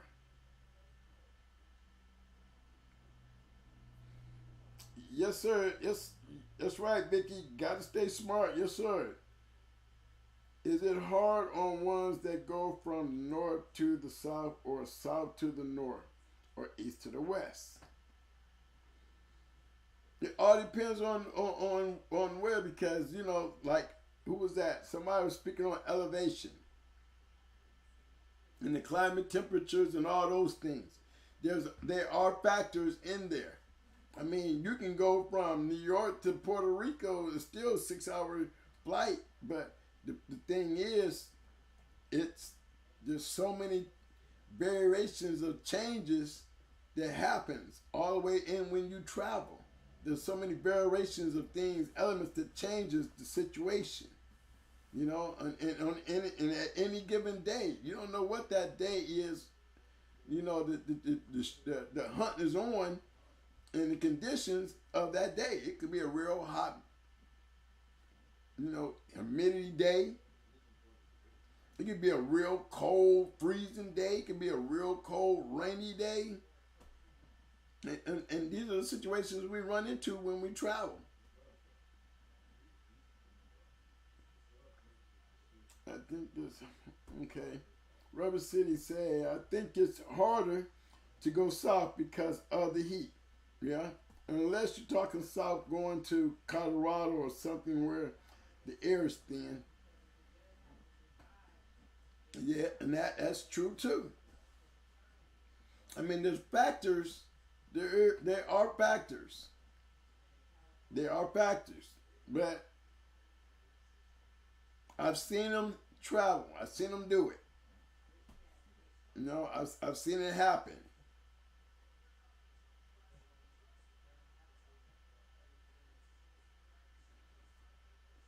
So the point is, it's hard for all travelers. I wouldn't even say it's hard. I mean, to me, I'm going to tell you why I love traveling. Because you don't travel with a piece of trash. And for an old school dog, man, you know, I got a chance to see some of the greatest dogs because of traveling. If you understand what I'm saying. I got a chance to see some great shows with some great matchups because of traveling. And yes, it's a shitty game, but man, when you got some heat, you know you got to eat. You know, sometimes you gotta go travel to eat. And I love it. I love traveling. But like I said, it's real hard to travel now when I still see the shit that got us busted back then still going on now. You know, it's just like this, like I said, 9 times out of 10, I would have to say, yeah, cool. But, you know, just that one time. Now, I didn't experience that one time 3 times. You know, it might have been 4 times. You know what I'm saying? And I'm telling you, I've seen some terrible things. God help me because I'm blessed because I was a Marine and I knew that when I walk into situations, we analyze shit. We really do. It's like an automatic mechanism. If you know any Marine out there, they will tell you. It's like an automatic action that we go into when we go into unfamiliar places. A damn Marine is going to analyze his situation. And he's going to make motherfucking adjustments to anything that can possibly happen. It's an automatic instinct in a Marine's mind. Because when we're out there at war, we're trained to do that. That's how we stay alive. So when I go to these places and I look at things, it's like me sitting up there looking at things that you see weakness in the security. So the first thing you thinking is, you gotta have a plan. And then you gotta have a plan on top of that plan. You know, all because your mind starts running because there's carelessness. Once you got that first bit of carelessness in your mind, you already got an agenda, and that agenda is to stay free, just in case. Your mind is already kicked in to stay free. And I'm telling you, I think I know it's because of my Marine instincts that I was able to still sit out there and watch my friends get jammed up. And I'm sitting out there just like a damn jarhead, observing what's going on because I can't really move, but I'm in a position, in a situation that I had already planned for, knew what was going to happen if it happened. and made that my objective to make it happen once it happened. Now, I don't like that shit. I didn't even like sitting back watching what was going on. And that's for real. And when you put people in them kind of situations and you all out of town and, you know, they going to your shit at home. They going to your shit at home. I don't know what guys was thinking that when they got jammed up, man, you know, you got to get out on bond and on all this dumb shit, that they're not going to take that shit and you ain't going to go home and meet the problem. You're going to have a problem. It might not be today, it might not be tomorrow, but you can best believe them motherfuckers is coming to your shit.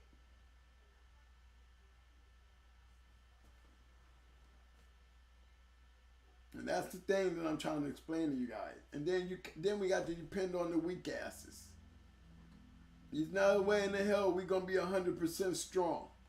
And that's enough for me to continue explaining and saying this stuff to you guys. There's no way the underground is going to be 100% strong. We have to make sure our numbers are very, very low. I mean, 0.000.1. That's how serious it is. Just that .000.1 is enough to get us fucked up. You can't have even that much running loose. That's why everybody's not going to be able to be there, be a part of this. It's not going to be meant for everybody. There's going to be a way that we can do it for everybody to have fun. And I'm going to leave it right there because you're going to have to be in the basement to hear this, because it's going to be funny when you hear it. We could put it into all this shit and really put it into all this if everybody would jump on board. I mean, but you have to be in the basement to know what the board is. Because like they say, everybody hear me say it. Everybody's saying right along with me. The basement don't have Wi-Fi. The basement don't have an email. The basement don't even have a fucking phone number, y'all. That's the part we got to start catching on to. The basement ain't got none of that shit. The basement barely got electric. This is the way we must go. This is where our future is. And once you get there, everything's gonna be wide open for you, because it's not meant for everybody to know what you can ready to find out. Because it's definitely real, and it's gonna fuck you up once you get there. But I tell guys, I say, look, I'm gonna send you. You send me somewhere where I can send you my address. And that's the best thing I can give you guys. I said, I need to send you my address. I'll send you my address. You know what you need. You will know why I sent you my address. I don't want you sending me your address through an email. I don't want you sending me your address on a text message. I don't want you sending none of your information on the internet. Because I'm the only one sending out my information to you. To you. Okay? I want them to see me send my information out, because I'm asking you to take my address and write it down. That's all. Once you got it, then we'll know what to do with it. And that's very important. We have to do that way, because the basement is not open for none of that shit. We're gonna be doing we're gonna be doing a whole lot of cleaning up and making sure everybody's clean. And if they ain't clean, we're gonna help them get clean. I mean, a lot of guys get lazy, man, in this game. We gotta stop them from being lazy. We cannot go out there and see these yards being fucked up and not say something. Because just like I said, as a fraternity, you can't keep your shit on point, then we gotta let you go. I will strip that shit registry right off. Can't fuck with that one. Because that's gonna cause us trouble. I'm talking about, yes, that shit right there. Yes, it's gonna be like that. It's gonna have to be like that. That's the way it's going to be.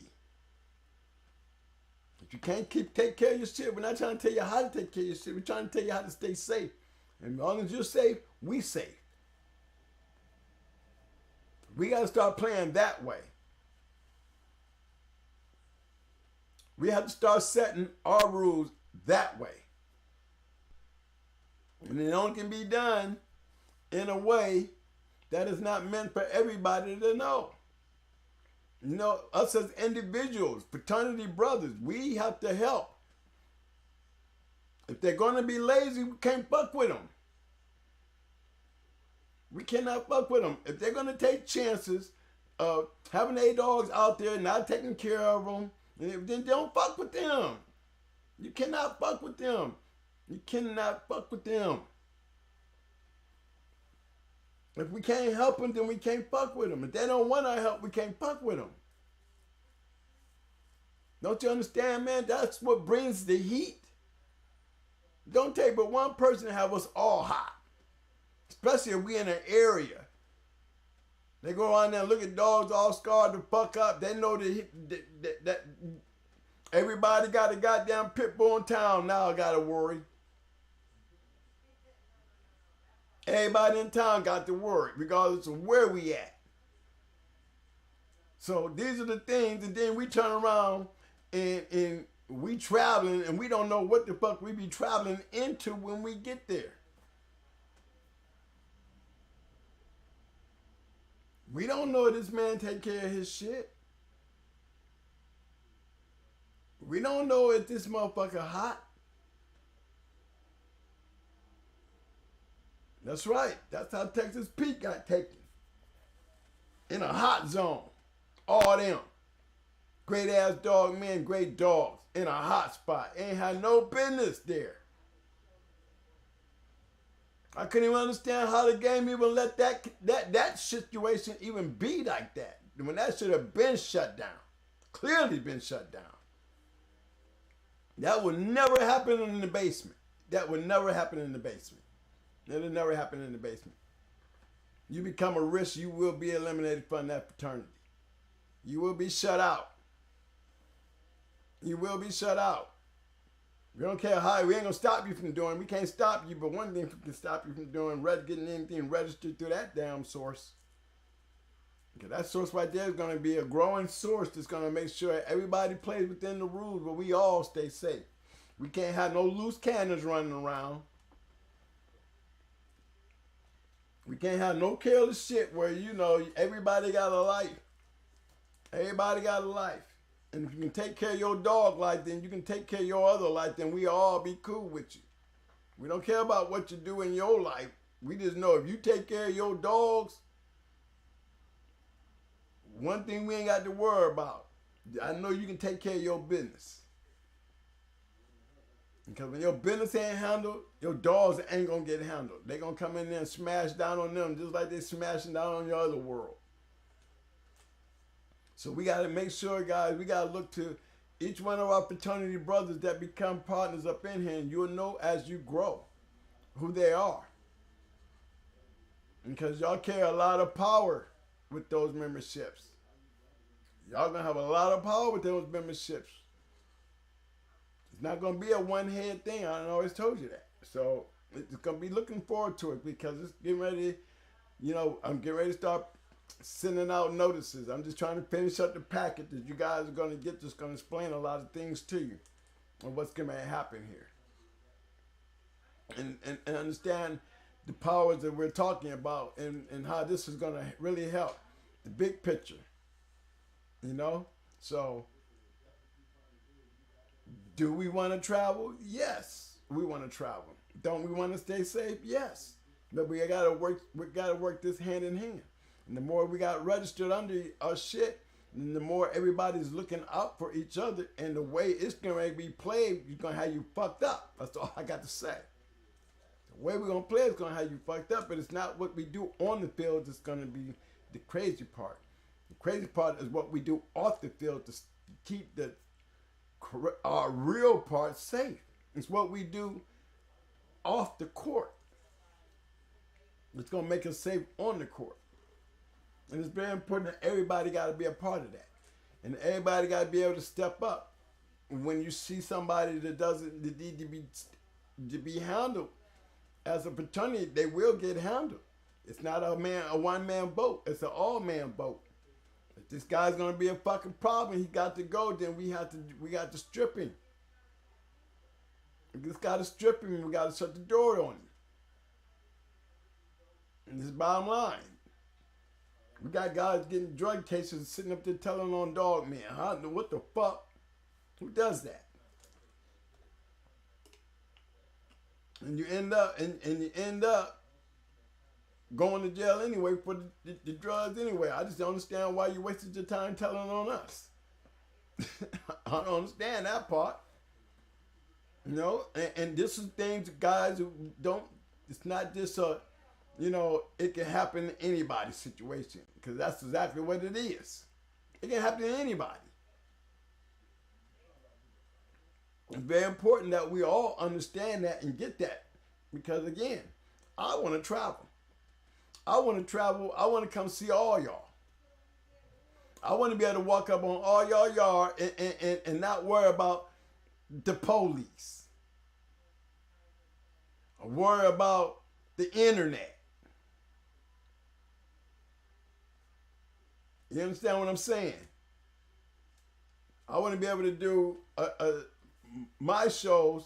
I don't need to, all I need to do is see dogs. If I'm going to do any show out there on the kennel, all I want to see is your dogs. We can listen to you talk, but all we want to do is see your dogs. See, that's the point that I'm trying to make. I don't want to see my boys. I can talk to you all day. Let's just see your dogs. And we can talk dog. You understand what I'm saying? That's a good show to me. I want to see all y'all dogs. We can listen to you talk. And these ain't no going to nobody but registered dog men. It's going to be part of this Sporting Dog Historical Book of Records. If you got a card, you're going to have a lot of power to get these other guys in. But it's going to be due to a lot of y'all betting. You know, there's going to be some top people, you know, dog men is going to be after maybe about the first 2 years, you know, we'll be able to turn it into votes. But the whole fraternity picks the dog of the year. The whole fraternity picks who they want to see on the board to making the decisions for our fraternity. You know, this is going to be a totally different operation, because this is not going to be an organization. This is going to be a fraternal This is going to be a fraternal order. Basically, a fraternal order, a fraternity with order. Ain't gonna be nobody bossing, ain't gonna be nobody leading, ain't gonna be no one-man show and none of that shit. This is gonna be something that's gonna have y'all tripping out, because it's gonna take all you guys to be involved to make it work. And it's gonna be so smooth. One thing we're gonna get a grip on. We're gonna stop these people from running up on our yards, because we're gonna have them give them no reason to come up on our yards. And when they do come up on our yards with that sneaky, dirty fuck shit, we'll be able to stop that shit. That's the first thing we got to stop. And the only way we can stop that is we got to get a little bit more effort out you guys on keeping your yards on point at all times. And as long as it's on point at all times, point your cameras. Ain't nothing wrong with taking something off your camera that you don't want to have on your camera. It's called pull up, and delete. Okay? It takes a little effort to do that. So if you got to risk yourself to do that, then you do that. But outside of that, the whole purpose of your camera is to protect you when you ain't there. So you can know what's going on while you're gone.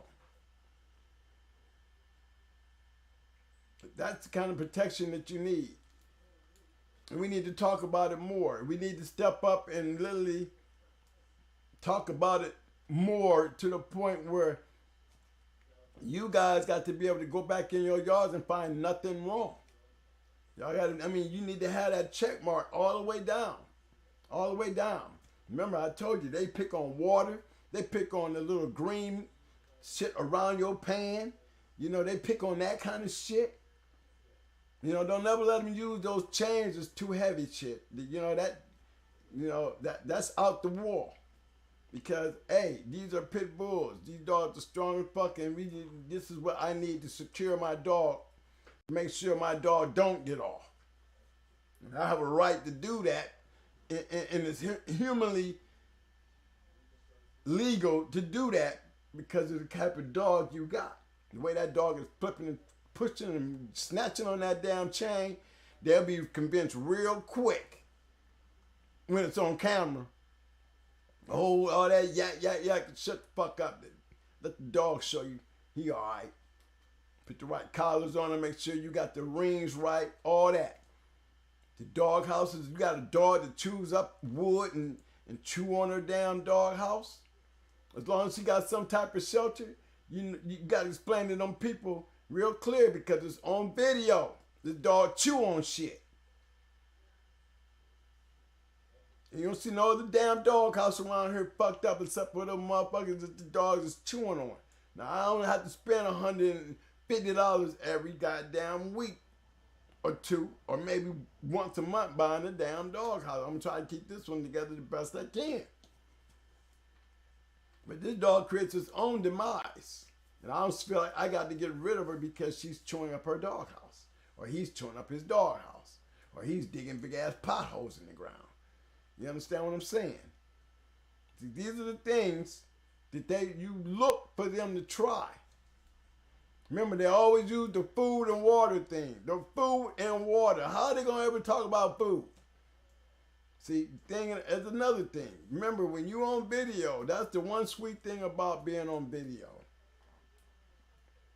You have control over what you leave on your video. That's number one.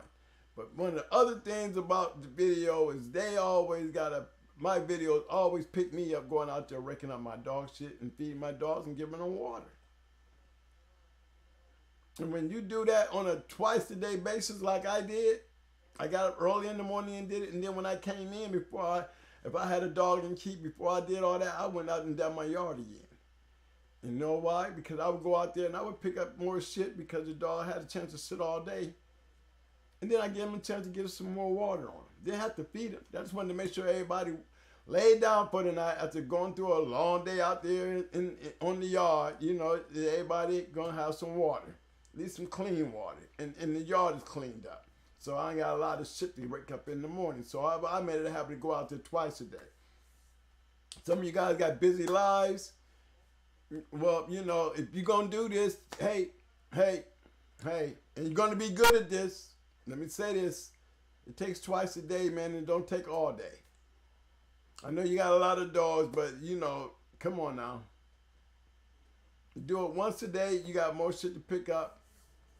You do it twice a day, you got very less. And you make it a factor, because after 6, you know, ain't nobody coming to your house.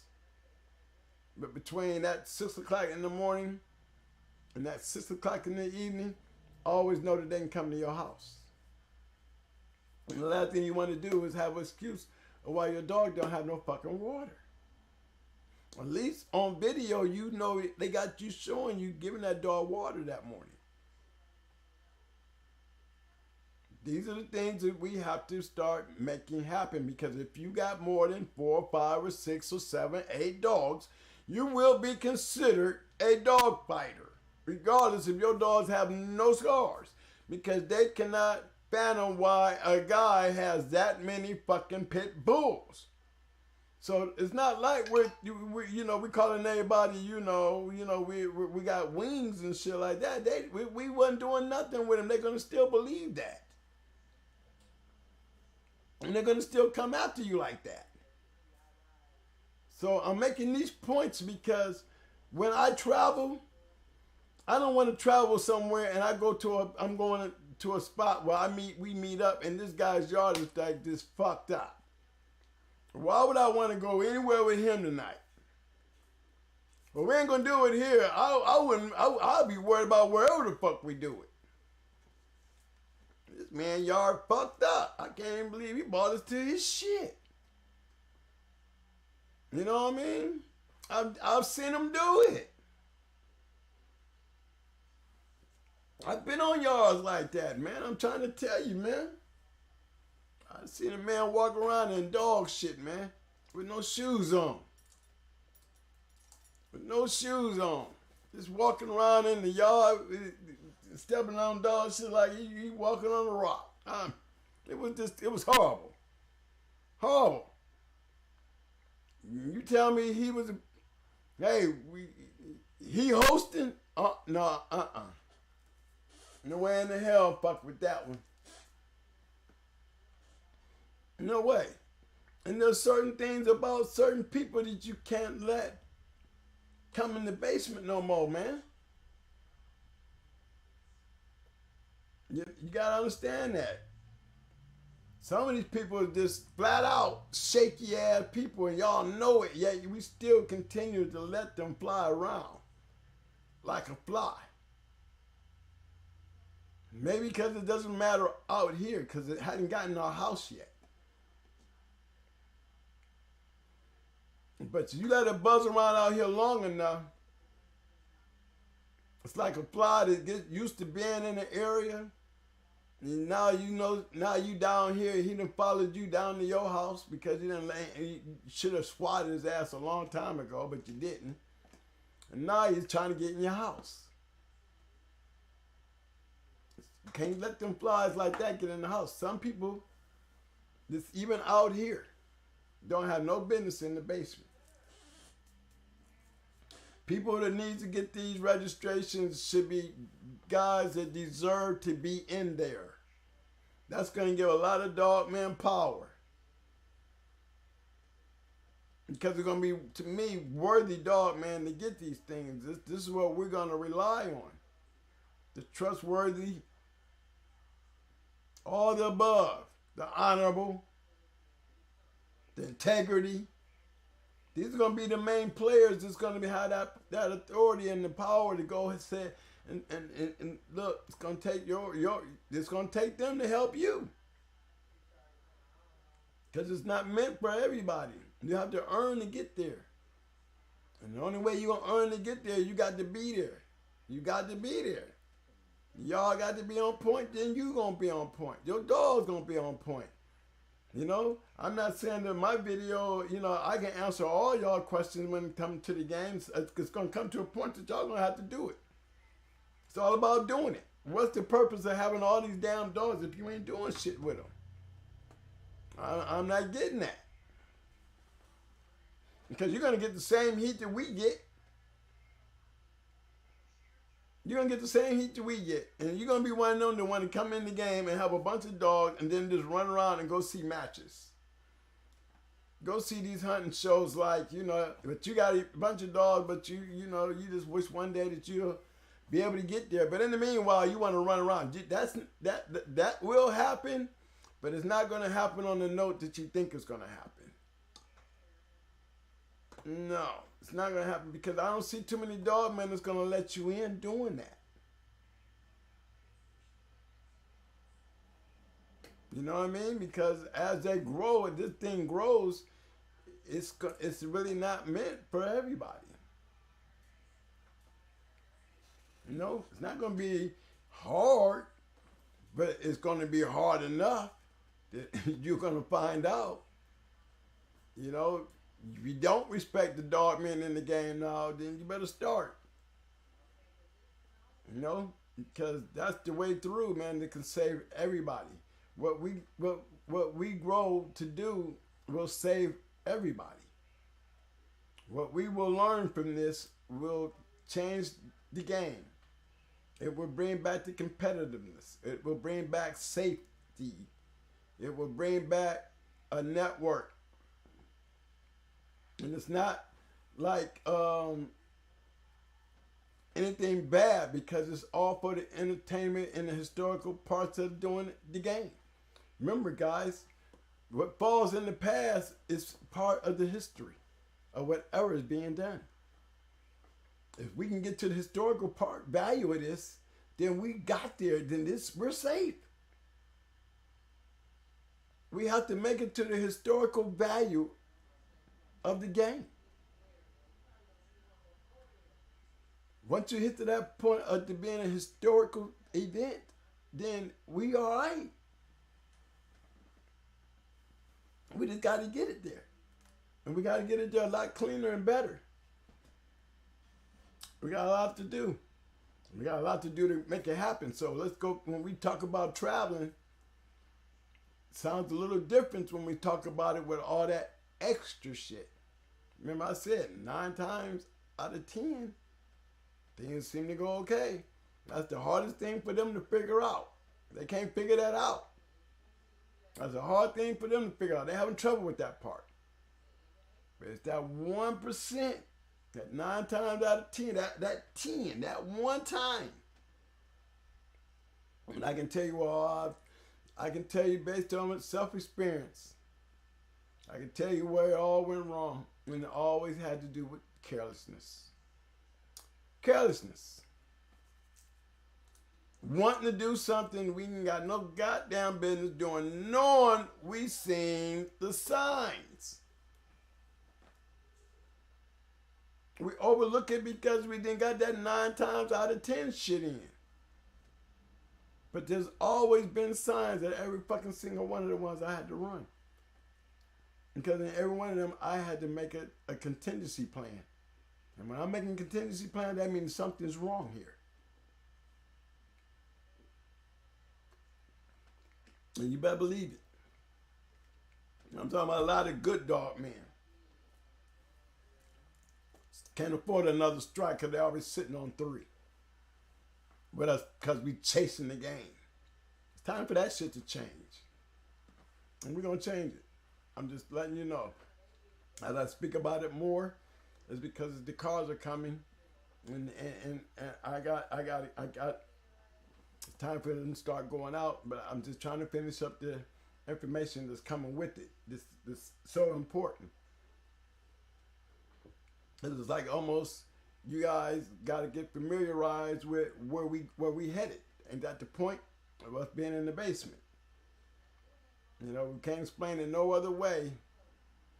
I still can't come on here and explain it to you. Remember what we said, this is not meant for the internet. So, you know, I have to explain myself to all you guys when you get your cards. It'll be a lot to look at. And it's going to be enjoyable because you're getting the first taste of what we're headed for. It's going to be funny, but you're going to love it. You know, I ain't no magazine. Remember, this is a historical sporting dog, historical book of records. And that's exactly what it is. But you understand what that means for us, the fraternity. We are the gatekeepers of that book. We are the gatekeepers of that book. All of us. And it means a lot because we're going to control the future with who we put in it.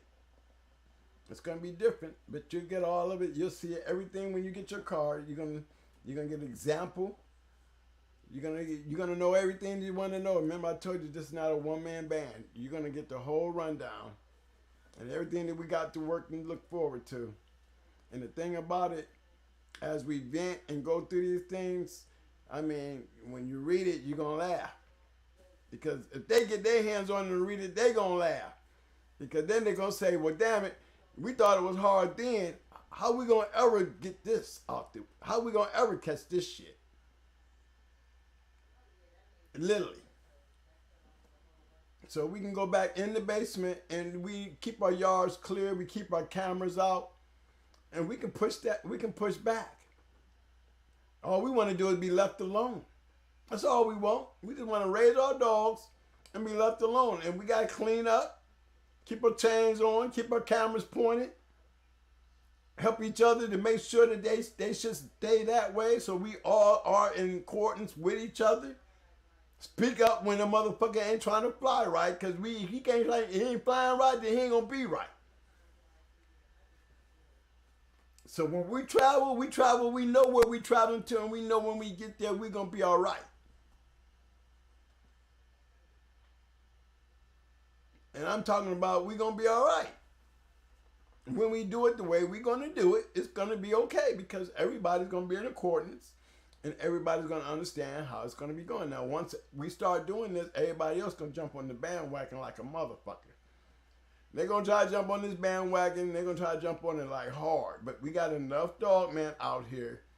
You always talk about the old dog man. Don't I want to talk about that old dog man? But the old dog man know what it used to be like. They know how it is. They know how it is. And I love them to be around.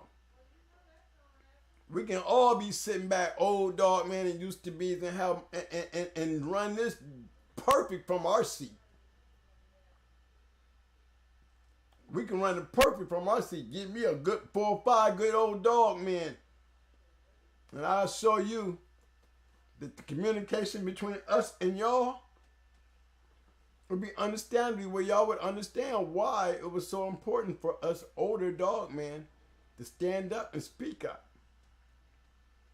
Because right now, y'all have very little respect for us. That's why the game is fucked up.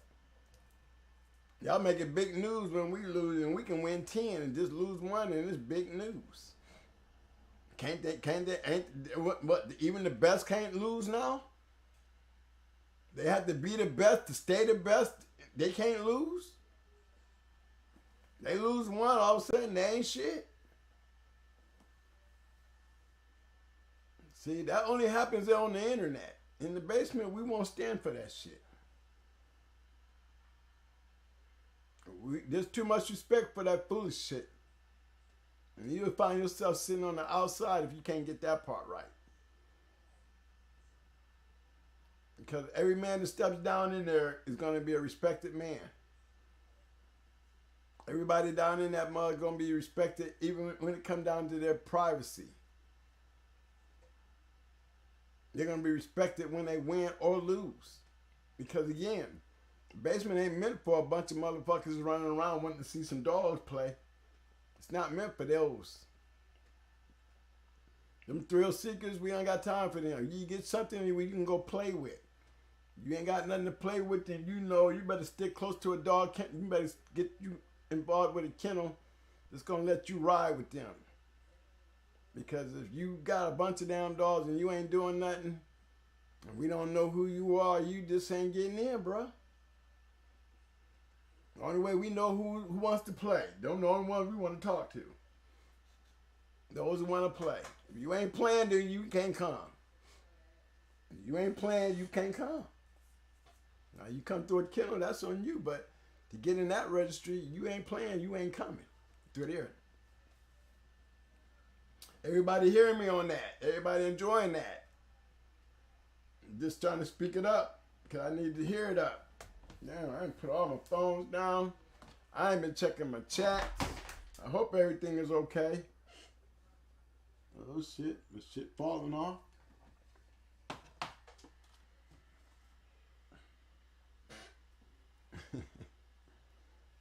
Hold on, fellas. Let me see. Turn the volume down. You're breaking up. That was 2 hours ago. Okay. Little bro, thank you for that, bro. I guess I got to. Am I still going? I mean, ain't nobody ask me no question. I ain't been looking at no chats. Okay. I'm up to date. Okay. All right, fellas. So, yeah. And while I'm at it, tell y'all something that I want to make real clear to y'all when it comes to my peoples. You know, don't ever get anything twisted about, you know, this game and family. You know, I have true family in this bulldog game. True family. I got one partner that's part of going hard that you'll never hear me say his name. And he has everything to do with the dogs that I started out with. But you'll never hear me say his name. And those who know me know who he is, but you will never hear me speaking because he's an anonymous person. And I give him that respect. But thank God he was around because he actually was the key to going hard kennels. Now, there's another person out there that I have to give my hats off to, that I can honestly say that I've been out of the game a long time. And when I met this person, the whole kennel, and they didn't have a name. They didn't have a name, so I'm gonna always go by the name that I met them by. You know, one was a baby and the other one was a youngster. And you know what? They got on a train, man, and they rode with that train, man. They rode with that train. They rode with me. He already been on my show. You know what I'm talking about. If you ever seen him on the show, he's been on my show. So how many people I ain't had on the show? So these are the people I'm talking about. So some people out there, don't forget, I need to make myself clear that when we talk dog, we're talking dog in a sense of they still family. Always gonna be family, never stop being family. So when it comes to accolades and something stronger than any one of those things, man, and that's where it started off at. When they jumped on that bus and rode with me and ended up rolling with them going hard dogs, we was family before they started rolling with those dogs. Because they raised every single one of them motherfuckers as puppies. The only one they didn't raise as a puppy, they sat there and watched grow up as a goddamn puppy. You understand what I'm saying? So I must give my shout out, and you already know who is. We have been family and will always be family. Always have been family. Because we don't roll out and be out, don't mean we ain't out. We always out. You understand what I'm saying? And that plays to every part of Maytu. You don't care where Maytu is. Maytu is part of a family from the time he was a puppy and he was on my yard. And became the day dog. We was family long before that, and we're going to be family after that. No, don't ever think, y'all, that there's a problem between who got Maytu and who had going hard, because they were all going hard dogs. And they rode with those dogs. Not me. They did. They rode with those dogs. They made those dogs what they are. But one thing about it, when you hear all that other shit in the air, maybe, you're hearing dumb shit, because I hear the dumb shit. But see, there's a problem in that dumb shit that I'm going to speak out on today. One thing ain't never stopped. We have always been families, even when we didn't have fucking dogs. So I never had a problem with where Maytu was and what Maytu fucking did. Never had. Why would I have a fucking problem with family? Family that means something more than us and these goddamn dogs by after all these damn years. And you still rolling with going hard dogs. And I'm pretty sure they understand what I'm saying. I just wanted to make clear to them, it's always been that way like that to me. You're always going to be my little brothers. And I'm proud of them. Proud of them. What the fuck I got to be jealous about? Always have been proud of them. They didn't. I don't hear them complaining. I hear some noise, but it ain't from them.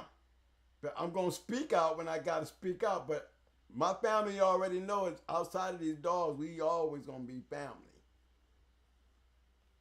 And I just wanted y'all to know that I had to say that for a reason.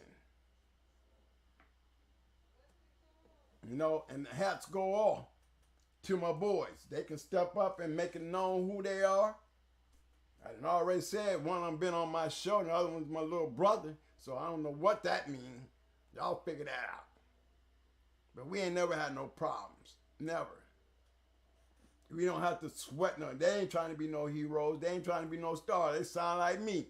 It just so happened and they become these legends. And to me, he is a legend. Already. He just laid back. Little bro. He ain't sucking on it either.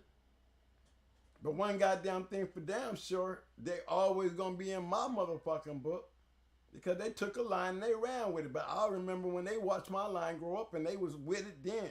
So why would I ever worry about somebody like that when we was family long before a fucking dog? When we ain't playing in dogs, we family. So don't ever get that shit twisted out there. I mean, for those who thought that there was a split or a rip or a rift, that I would not come to my motherfucking family's goddamn back. Don't ever think that because you're thinking wrong. Because you fuck with one, you fuck with all. They ain't never changed and never will change. It ain't got nothing to do with a goddamn dog. The fraternity in itself that we have got between all of us being together for all these damn years and doing what we have done with these damn dogs. You'll never break that shit. We might sit back and lay back, but we ain't never gonna be quiet when you fuck with us. If you fuck with one, you're gonna fuck with all of us. I'm telling you. You kiss their ass all you want, but you fuck with them, you're gonna get your ass kicked. So I just had to say that to let my family know that I'm always going to be there. And that goes for everybody else. If I'm behind you 100%. And nothing fake coming out of my motherfucking shit. Ain't no backstabbing, ain't none of that shit. And we're going to always keep it real over here at Going Hard Kennels. Whether you like it or not. As long as it's real, you can't do nothing but accept it, baby. You can't hate it. You can't hate it. It might not be what you want, baby, but it might not be what you need, though. You know, everybody ain't got a good head to get through. Some of us got a little harder heads and too smelling themselves up under their own arm to want to listen to anybody else. And I can get with that. I can ride with that, too. But as long as you winning. You can't expect me to ride with you, baby, if you ain't winning. If you ain't winning, we gonna be able to tell you what you're doing wrong. And if you don't want to listen, then that's no problem. We just letting you know we ain't riding with no losers now. That's all. We behind everything you do, baby. Baby, if it's wrong and you can't fix it and you don't want us to help it with it, then ride like that, bro. But don't be mad when I don't ride with you. It's not like I'm being funny. I'm just being honest and real about it. I'm going to keep it real. Ain't that right, fellas? Keep it real. Real Robbie. Here, keep it real, baby. What's up, little bro? I just had to say that, nigga. I know you probably going to be mad. Man, why you do that, man? Cuz, man. I think motherfuckers had that shit kind of mixed up there. We always been family. It didn't take no goddamn dog to make us family. We was family before the dog. We watched every fucking thing that made Going Hard Kennels in Tampa, Florida. Goddamn Going Hard Kennels, and y'all had every bit part of it. But how can one man be sucking ass and then and mad at me trying to put y'all shit down when you trying to put my shit down?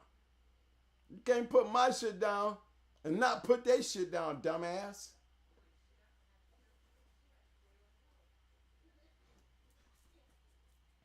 I just want to get that off my chest. I sat back and listened to that shit long enough. Family's gonna be family, and we gonna be a big ass family once we get down in the basement. We're gonna have a real group of motherfuckers. I'm telling you, I'm trying to get 10. I'm trying to get me a motherfucking team, a hunting team. Mm-hmm. What's that dude name to be boxing, man? The one that just jump in there and want to fight everybody now, man, and he, or what is he, a YouTube millionaire now? Yeah.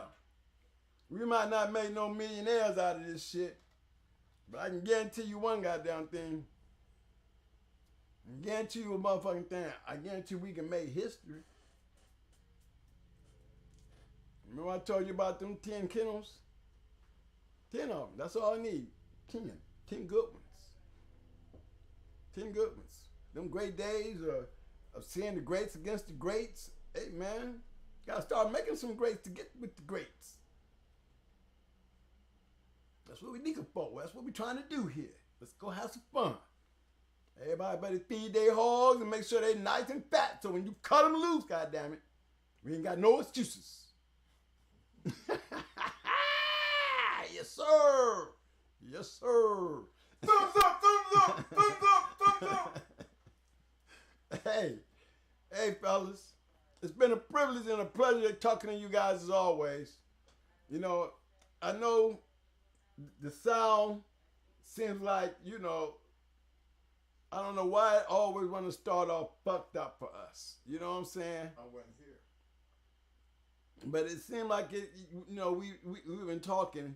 And you know what? You guys don't never participate with me because I don't even have a chat thing. But, you know, if y'all asking questions and they ain't getting to me and Twin 2 ain't saying nothing about it, y'all need to get on Twin 1.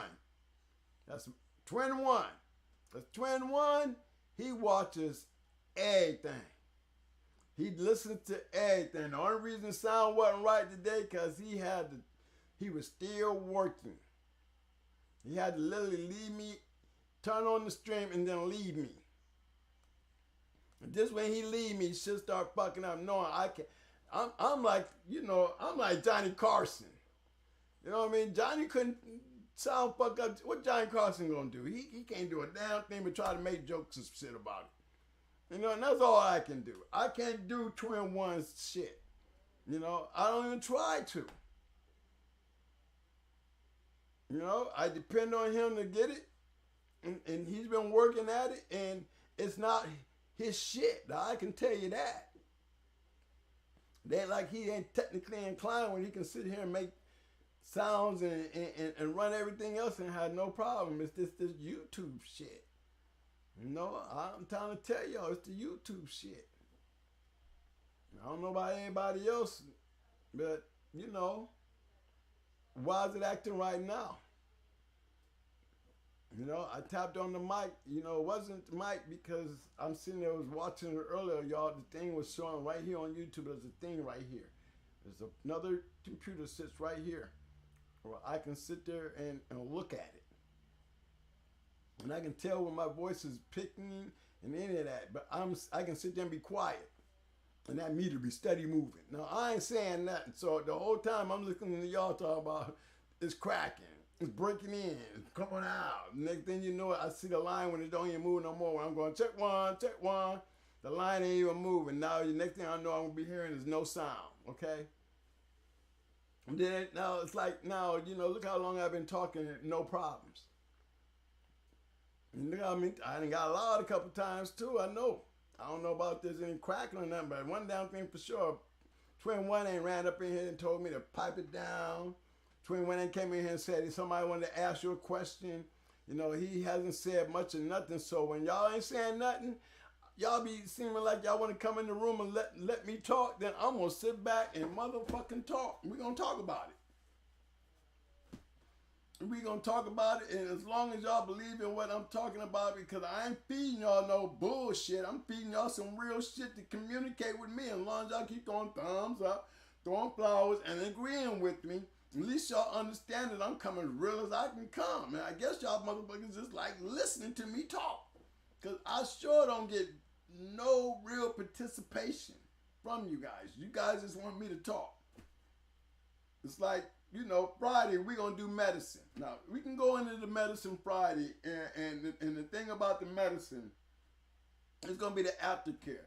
How many of you guys are really ready to hear this shit with the aftercare? Okay? If you want to go to hear this shit with the aftercare, everybody go thumbs up. if there's something else y'all want to hear that's more important and something you guys really want to talk about, Other than the keep. other than the keep, don't ask me nothing about the keep. We're working our way down. We're working our way down there. Once we get there, we're going to get there. But outside of the keep, you can ask me anything else. If it's something you guys want to talk about, y'all come up with a subject plan and let's talk about it. You know what I mean? Y'all got some guys out there that want to come out there and talk on the show. You know, they got some champions or something like that. Hey, I'm glad to see it. Other than that, I'm trying to get 1,000 subscribers because guess what? I want to go see Luca Browser yard. I want to see Red Robbie yard. I want to see Rubber City yard. I want to see Proctor the Bully yard. I want to see Mr. Hill yard. I mean, I'm telling y'all what I want to do. I just want to see your yard. I want to see your yard, okay? You can talk to me. You ain't got to see you, but you can talk to me. We just want to see your yard. That's all. That's all. Don't we want to see each other's yard out here? Yes, sir. I want to see them too. I want to go out here and talk a Going Hard show sitting next to some of you guys. And we're going to sit there and talk dog and see some good dogs and see what you got. Networking, man. I want to network. That's why I see who's in my room. I see who want to help. I see who's donating. I see all that. Once I break free, I'm coming to see y'all. I'm coming to see you. And then those that I'm coming to see, you already know you in the basement if you ain't going to be getting no visit if you ain't in the basement. So this making myself understood and clear on that. So it's getting close to that time, guys. It's getting close to the summer, and I'm getting ready to get fired up. You already know I got where my life runs, so you already know I'm trying to get it in. You already know you got a hot one. You already know you got a hot one, so you already know your boy game to go. You know I'm getting fired up, and I'm ready to go. So I need them likes, guys. Give me some likes. Don't forget you new guys, please. When you leave, please hit the subscribe. We at the final stretch. We at the final stretch. We need a couple more. We need a couple more, fellas. We need a push. We need a push, a final push. That's all we need is a final push. We're coming up on 60,000 views. We're not far from 60,000 views, man. We ain't been doing this 2 months yet.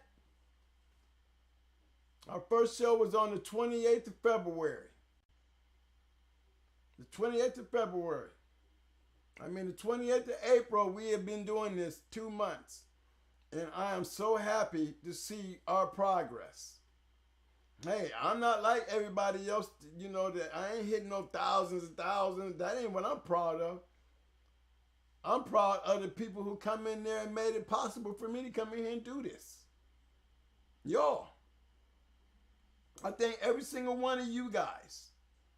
Because it started out with a lot of you guys, and it grew with you guys, and it's probably going to keep on growing. But it really started off with them boys that you know who you are. The guys who I can sit back and say they heard me the first time when I came on Pro Show. And them guys have followed me from there to over here. And they're going to continue following me from over there to down there. And I want to thank every single one of you guys that have joined that bandwagon. So please, guys, continue to support. Yes, there is support coming in, man, and it is very well appreciated. And again, it's still sitting there for us to come with a solution to do whatever we need to do. You know, I'm getting these cars and all these things and all that stuff done up, but that's small change compared to what, you know, what we trying to do. So, you know, keep the support, keep the likes up. Get me the subscribes. Tell your boys, hey, man, pull up the twin, man. And look, man, I can't believe some of you guys, y'all don't binge. I ain't worth binging on to learn some shit. Some of you guys need to start from day one. Go to videos. Hit the logo, go to videos. You see all them listed videos. If you notice them videos, they got the month on how long the motherfucker. Go all the way down there and find the first one and then work your way back up to now. You're going to get some good enjoyment out of there, okay? You're going to see our struggles and you're going to see our bumps, but one thing you're going to get out of that shit is good information. I got guys who are still asking me questions when all I'm going to start telling you guys is go back through the videos. I mean, I binge. I sure do. I binge on some videos out there. There's some out there, there's guys out there got 180, 200, and some of them got 600 and some videos.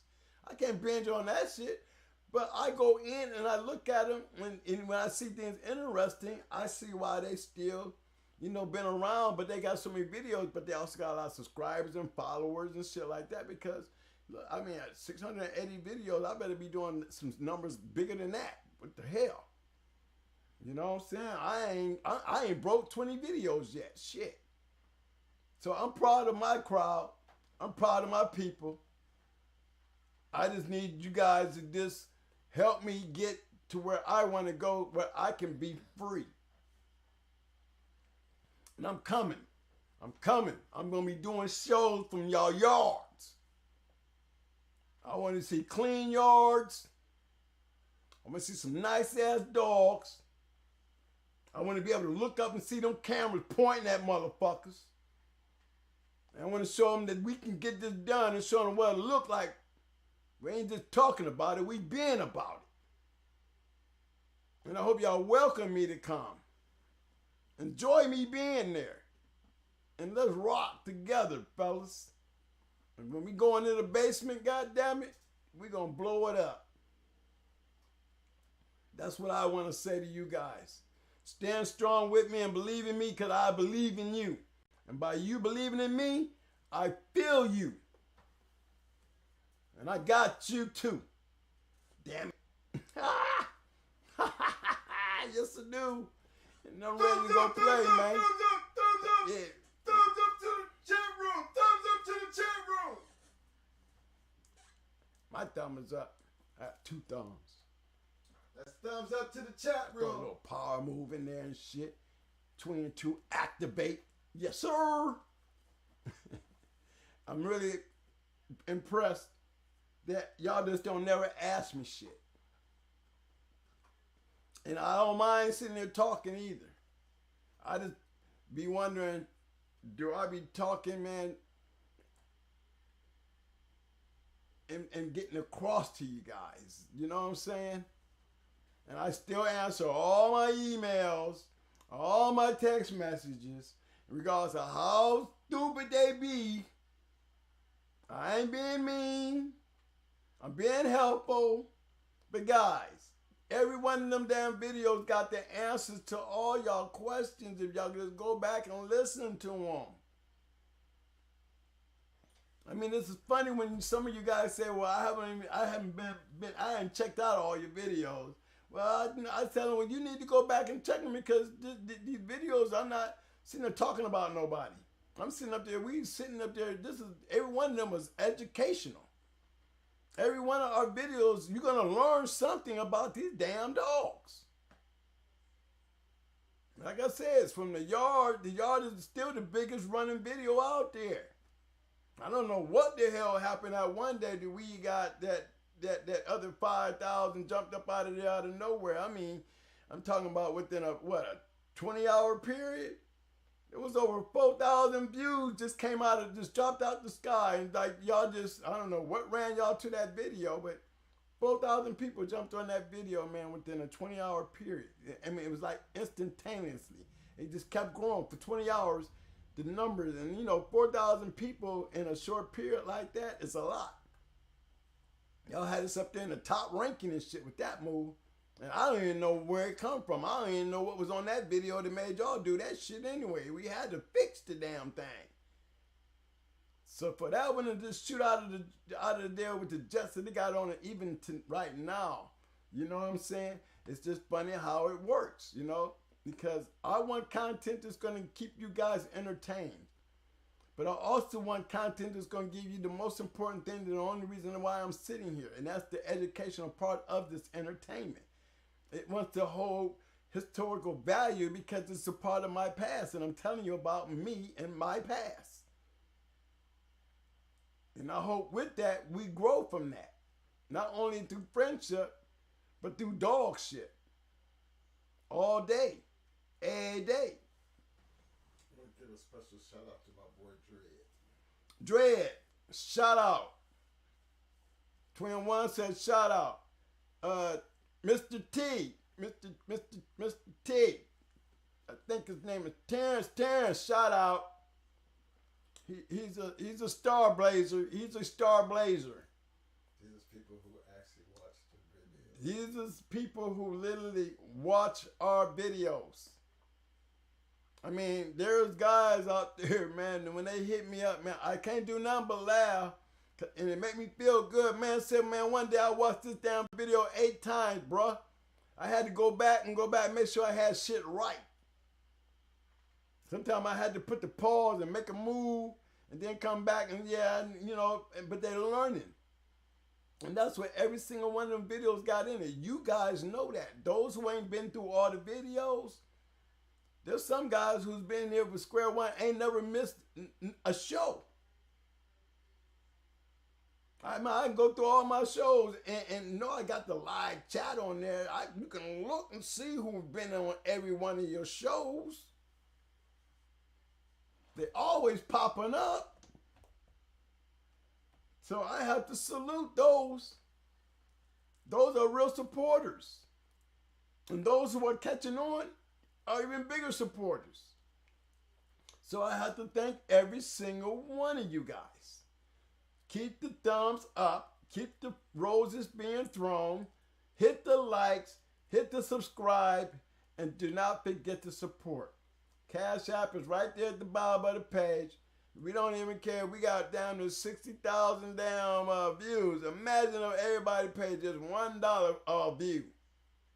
Imagine if I just charged $1 a view. Not even a question. Just $1 to look. You know, see what I'm doing? That's a lot of damn money in a short period of time, wouldn't you say? I do too. Do you know what we could do with that shit? We could be sitting up there with our own damn Lord. Dare motherfucker to say anything regardless of where the hell they at. We be having people on deck. On deck. Ain't no man ever supposed to stress about his damn yard. That's another thing. And we showing this shit, never let a dog man sit there and have a fucked up yard and not help him either fix it or get on him about fixing it. Because their troubles is our troubles. Do you hear me? Because they can't play without us. And if they can't do it right, we can't let them play with us. That's what it comes down to. It ain't about the money no more. It's about being free. And keeping our dogs and keeping the integrity of something we have already lost, and let's get it back. We ain't lost it all. Y'all know y'all love this shit. Y'all know y'all love this shit. Y'all know y'all love this shit.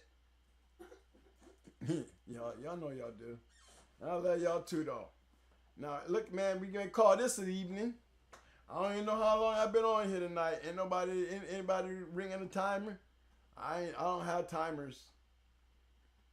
Nobody makes me go to commercial. Nobody tell me, Twin, you just went over 2 hours. I don't even know how long it's been. Thumbs up to all my bulldoggers.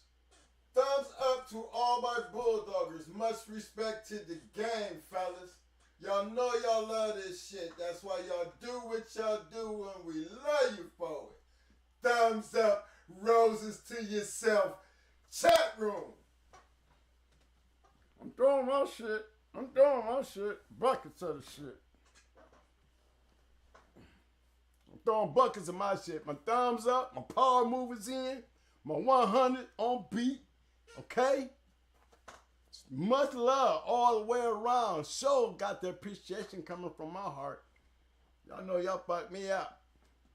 Y'all don't never cease to amaze me, but I got some amazement for y'all ass. The ride is nowhere close to what you're looking at here, fellas. We're going to go into the basement.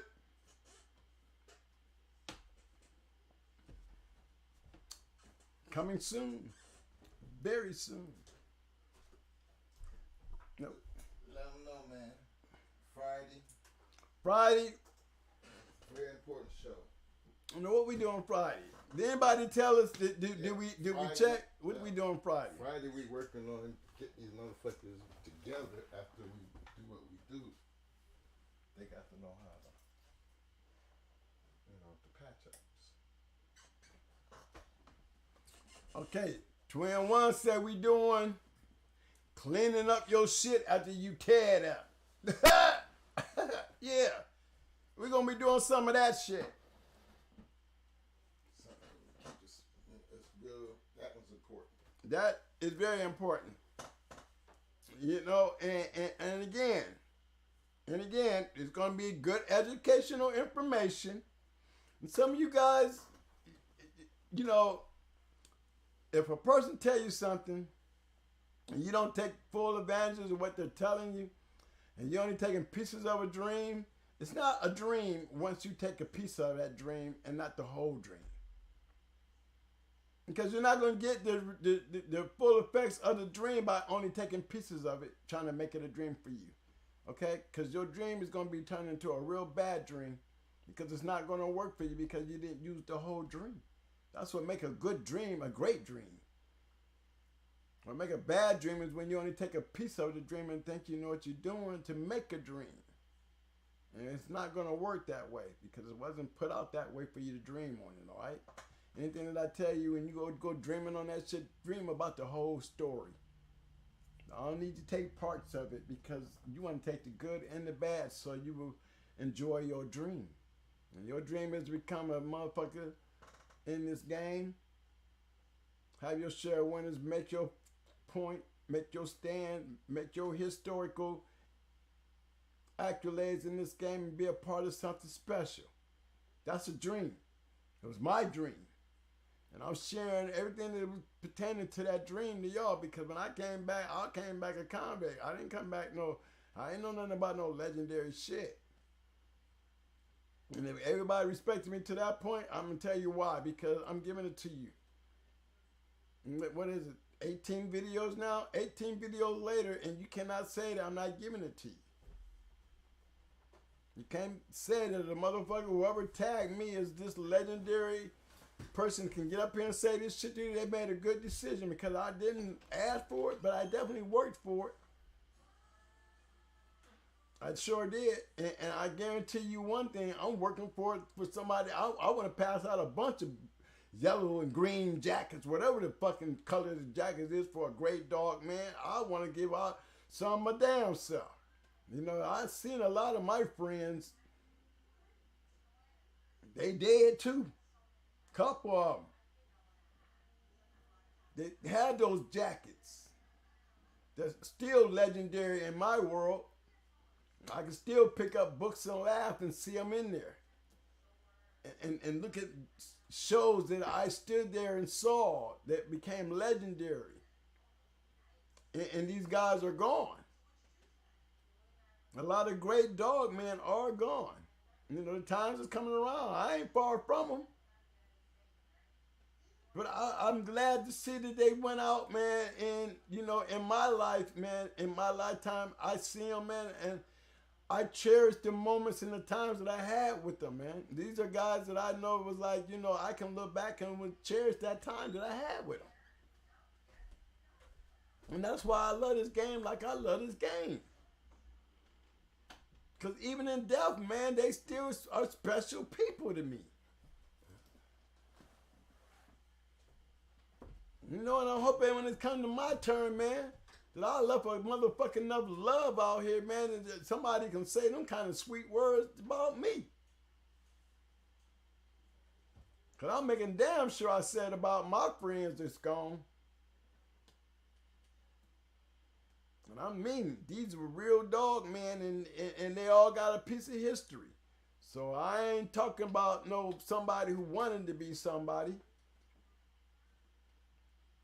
I'm talking about some great dog men that taught me a fucking lot, man. And I was just glad to even put on one shoe of what they were to me. And that goes for even the ones that's still alive, that I still will ride their coattail all the way to the fucking bank because I believe in them that much. And that includes my family. All of them. So with that note right there, I think I'm going to leave it right there and let it go from here. Let's make it happen. What's the most important thing that I always finish the day out, man? You know, it goes as we flow. It goes as we flow. It goes as we flow. We always scratch the win. Always. Yeah! Peace, baby! We saw the parking lot. Hey, we going to the parking lot, man. Get my signal here. I ain't got my shit all up.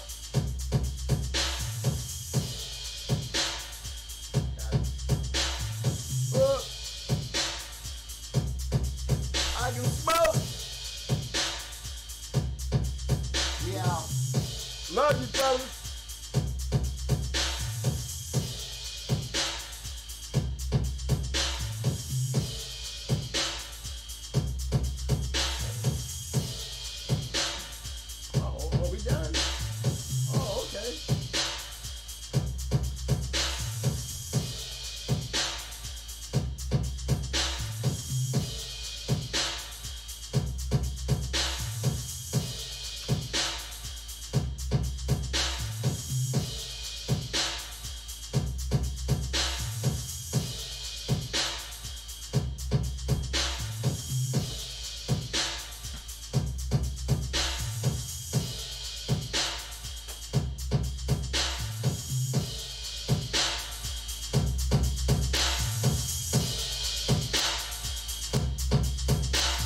Daddy Mac, what's up, baby?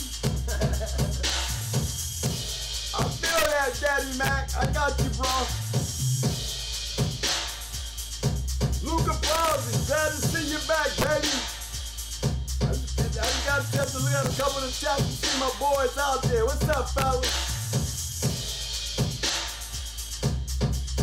I'm headed to the parking lot. I'm gonna be hollering out a bunch of y'all out here. I'm going through the chat.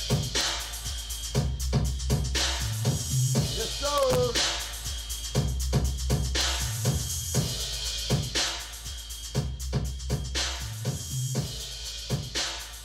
Hit down. What's up, baby? Ride that pony, nigga. Ride that pony.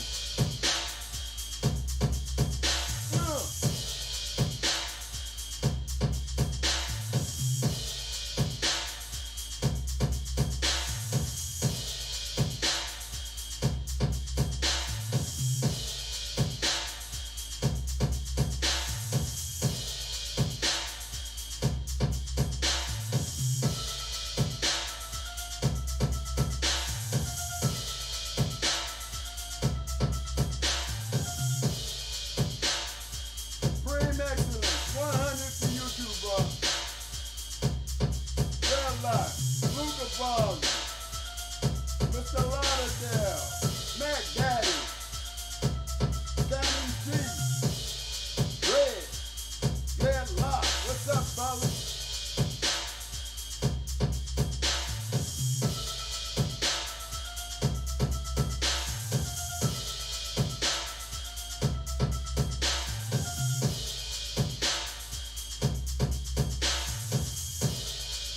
Again, Dre. You're right. See you Friday, bro. Kenny, what's up,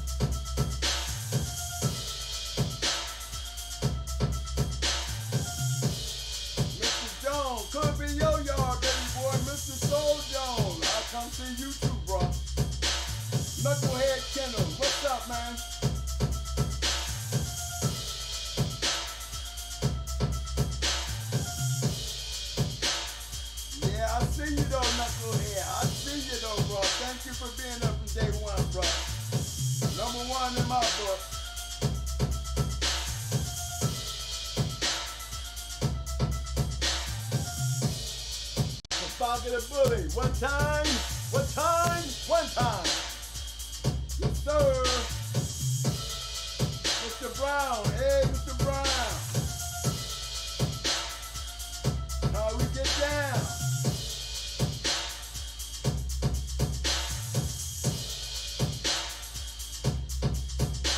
Thank you, fellas. Thank you. Much love.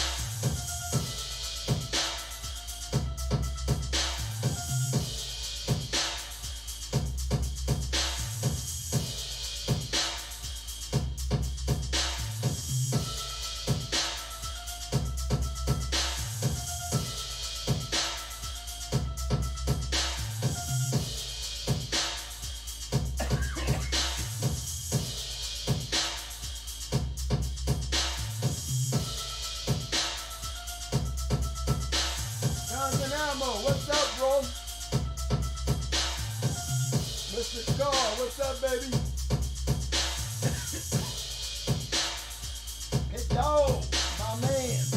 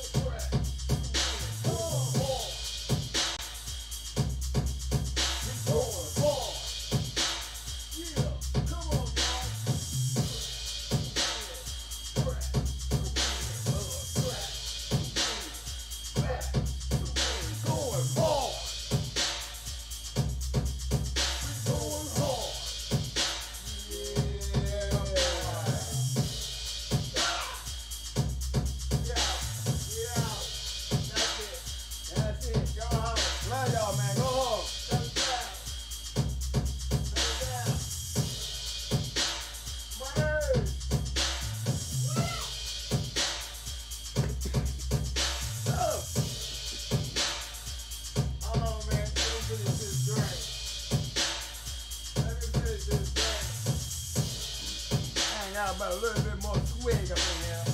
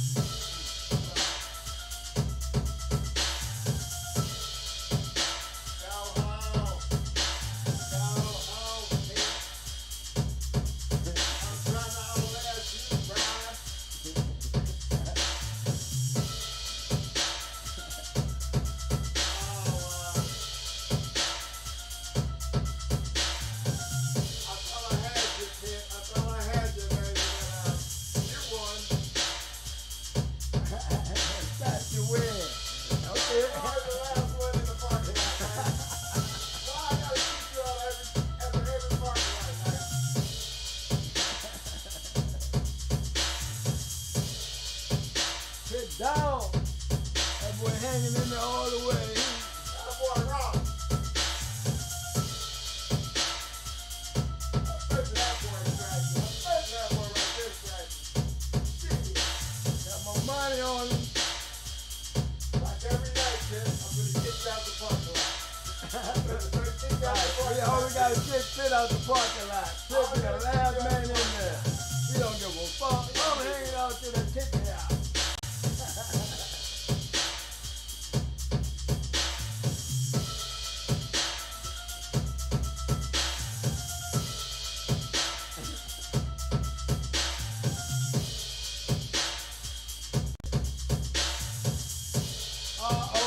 Yes, you are, dude. Yes, you are.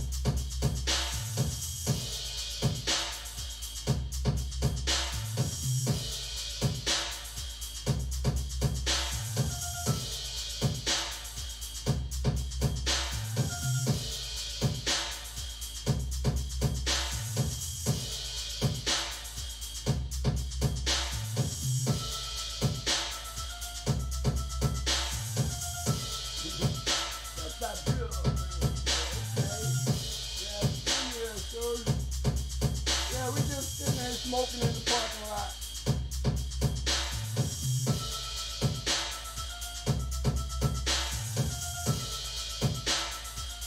Hey, we didn't talk dog for tonight.